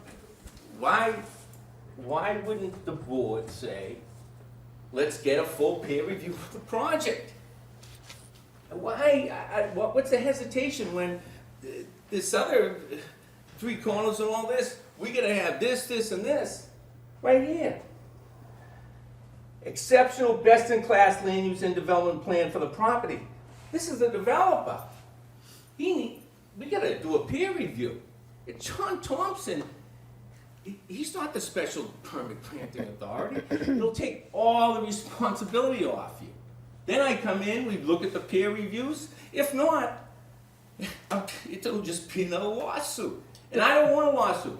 Listen, for full disclosure, 2 lawsuits in 15 years. And the other one was the project you were the architect on, Violet Square 2. And I stopped that. We need a full peer review of this project. I will correct you. Regardless of peer review, the responsibility still lies with us, regardless of the peer review. So you say it takes all the responsibility away from us? It doesn't, because the decision is written by the planning board. Yeah, but who's going to analyze all this? We analyze it with the consultant's peer review and with town staff. That's how it's done. Well, let me tell you something. I believe that you were in favor of this developer, because there's no reason why you shouldn't order peer reviews on this project. There's no reason. Yeah, I don't think we've decided whether there's other Well- peer review that's required yet. Well, why are you talking about traffic? And last week I heard you tell Ms. Swenson, there's an engineering peer review. That was misinformation. And where the memorandums? You brought up a good point. I went back, there's a memorandum, 2 to 3 weeks after each special permit from the planning department. I can't wait to see that. I'm telling you. Sorry, what memorandum are you referring to? The planning department Maintenance review. issues Oh, their review. their review. Does it meet the bylaw? Where is it here? I haven't seen it. We do have reports from Stantec for traffic and for stormwater. Are those on the town website, Lauren or Bill? Not yet. Not yet, okay. they'll need- Chairwoman, traffic and stormwater is this part of that development. You're focusing on the tail. This is the dog here. I'm telling you, I'm your client. Remember you said that? And, let's do the right thing for the people here. You're responsible for issuing a special permit, but you can back that up by getting all the peer reviews necessary here. He's paying for it. What's he to lose? I guess I should pay for it as the client. I'm just saying, I've said enough, but if there is not a full peer review on this, then there's something wrong with this board. Thank you. Have a good night.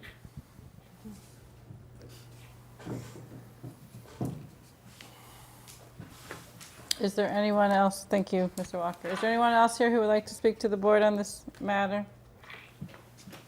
I'll save it for the next 15 meetings. You got 5 minutes. 5 minutes. I'm exhausted. I'm just getting Not warmed this, up. not at this meeting, but at some meeting, I would like to get a list of who are the peer reviewers on this? Is it just, have we only agreed to Stantec for traffic and stormwater so far? And John Thompson gave us a letter that addressed water, sewer, and some roadway. We took and had our, right now. So John Thompson's doing roadway, sewer, and what? We took Water. all of our The sewer is town the sanitary officials, sewer. the building commissioner, the health official, health director, the DPW director, town engineer, the fire chief, and our peer review consultant, Walter Heller from Stantec. The developer brought in Jack Dolly, Ned Corcoran, Deb Keller, Alan, get Alan's last name, the landscape architect, and they're Mr. Ham from Finesse to come in and talk about the traffic. Could you tell me the landscape? Alan There you go, Alan Lockman. AU. Does this have the list of consultants in it? I thought I saw It's it. on the plans. I know, but There's a separate page. this should have a separate page Yeah, in the I'm pretty binder, sure is there there? is. Yes. And Yeah. is Alan Achman the, He's the guy that gave the explanation at the last meeting. Those are all of the experts for the those are, applicant. those are the applicants? We met the building commissioner, the health director, the DPW director, town engineer, the fire chief, and Walter Heller. And Lauren and I met with the development team. Okay. So it was a pre-filing meeting? No, the filing was already made. Okay. We had taken and reviewed, we had given copies of the plan to building, health, DPW, engineering, the fire chief, historic, conservation, and the peer review consultant. Everybody had gone through the plan for their part. We met with the development team to go over what issues each one had. Each one of those people had already met with the development team because that's how they put together what their project was, what their issues were going to be. We came back and we have a note from John Thompson. We have a note from Stantec dealing with traffic and stormwater. So they will address their peer review when we get to those topics? Okay. So we put those, we just move those topics towards the end? Tabled those, but I think we should do an independent peer review on almost everything, but I'm willing to Well, have before it we do- decide, we need an independent Yeah. peer review. Yep. This board, in my opinion, needs to have something from town staff that says, here's the bylaw, bang, bang, bang, bang, bang, bang, and this is whether or not it complies. Until we see that, I don't think we can decide whether or not we need a peer review. Because if it goes through and says 95% of this stuff is compliant, I don't think we do need a peer review. If it says he's asking for a waiver or it's uncertain or whatever, then I think we probably do need a peer review.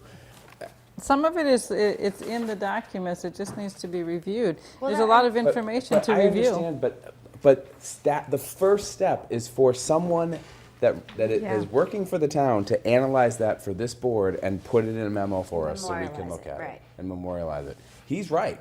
Right, we shouldn't even be talking about any of the specifics until we have that, I agree. Well, I mean, the traffic study is not related to the bylaw whatsoever, so I see no issue with moving forward with traffic study review, because all it does, the bylaw just requires that it be done. There's nothing you're going to say in the bylaw whether the traffic study is met in the bylaw.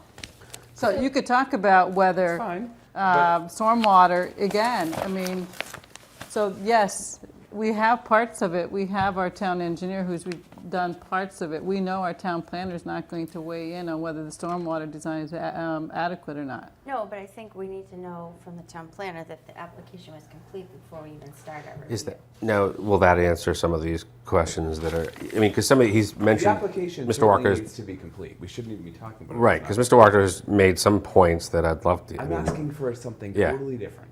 The stormwater is important. The traffic is important. Those are expert level. First step, testimonies. yeah, first And steps. if I need to do it, I'll do it. But you shouldn't rely on me, because I'm not the town planner. Someone needs to go through the bylaw and then go through the plan set and figure out if they're consistent on an application this big. So how long does that And take? it's not, you can't Oh, you take did the it? applicant's word for it, and you shouldn't take my word for it. Looks like Bill's got it. All right. Great. But everybody needs to look through it for themselves as well, Yeah, I because. know, but we need. Yeah, but I'm not saying we don't need it from them. I agree we need it from them. But like, to answer your question about some of the issues that he raised. I've written down some every of it- question, and I will be looking for the and- plans to I figure out the I wrote them answer. down last time too, but I'm just, some of this stuff sounds very basic. And I can go look, but I mean, to your point, if But those are the only things that have been flagged, right? Unless there's a you know there's hundred gonna be more things flagged, so. I mean, it's like they may have, all I'm suggesting, I'm not disagreeing we need the report, but let's just use Milton Marketplace for an example, as Yep. an example. The application that was supplied had information that was required for what the site plan approval. We asked for a lot more information because but it we was looked at small. what was supplied, but it's the same principle applies. Yeah, no, I get We it. look at what's supplied and we say, just like I said tonight, we want more site sectors. Just like when we reviewed Pulte, we asked for a lot more information as we reviewed it. And, so all I'm suggesting is, Some of the questions we might not be able to answer until you get your information, by the way. Some of those questions might be uncertain. yeah, I mean, Sure. and some of it is, in some of it we say, certain things like, okay, if something's in a new do not disturb, then we say you have to move it. It's not like you've got to go through, that's why you're tackling it sort of section by section. It's a big project with a lot of information. They've been working on it for I'm a fine year with and a that. half. When we drafted that zoning, we knew that they were going to have to work on it a long time. It's a big site with a lot of features on it, and it's a lot to work out. And they still need to work out a lot after even this whole process is done, because to fully engineer all of this, on each one of these structures and all of this is going to take a lot more than what's going to ever be on these plans, and they can't do that until they get through this All process. I'm saying is, I want to know about these deficiencies from us, not from Kevin Walker or another abutter. It would be nice for us to know what we're looking at before we hear about it here and don't know whether it's right or not. And that's all. And so I would just like to request that we do that on every project, small or large, that there's always a completeness review and a staff report on that. Like you said, like Tim used to do, which I thought was very effective. Then we know we're all starting from a level playing ground, and if it's not complete, it shouldn't even be on the agenda. Did you do a review for completeness, Bill and Lauren? We did for completeness, yes. So then can we discuss that at the next meeting? Or maybe they can send it out and we can review it. Yeah. And can we also, if, I don't remember, did this site plan, I know this development is 55 plus. Was The bylaw requires it. okay, so then we need the requirements for ADA and all that. We need to know if it's compliant with all that, whatever. John Thompson's memo addresses that. Okay, good. I read that today. Here's the other thing. Guys, Good to know. Well, read John Thompson's memo. Guys, There were pieces of it that It's were. 11:05. Can we adjourn? all I want to say, Discuss it another next thing is, we are, our jurisdiction is the zoning bylaw and the rules and regs. There may be other things that butters are concerned about that are outside of our jurisdiction, and we need to stick within our lanes. Yeah, And with that, I'll absolutely. I take a agree with that motion to 100%. adjourn. Agreed. moved. All in favor? Aye. Thank you. Julie, can I give you some? Good night.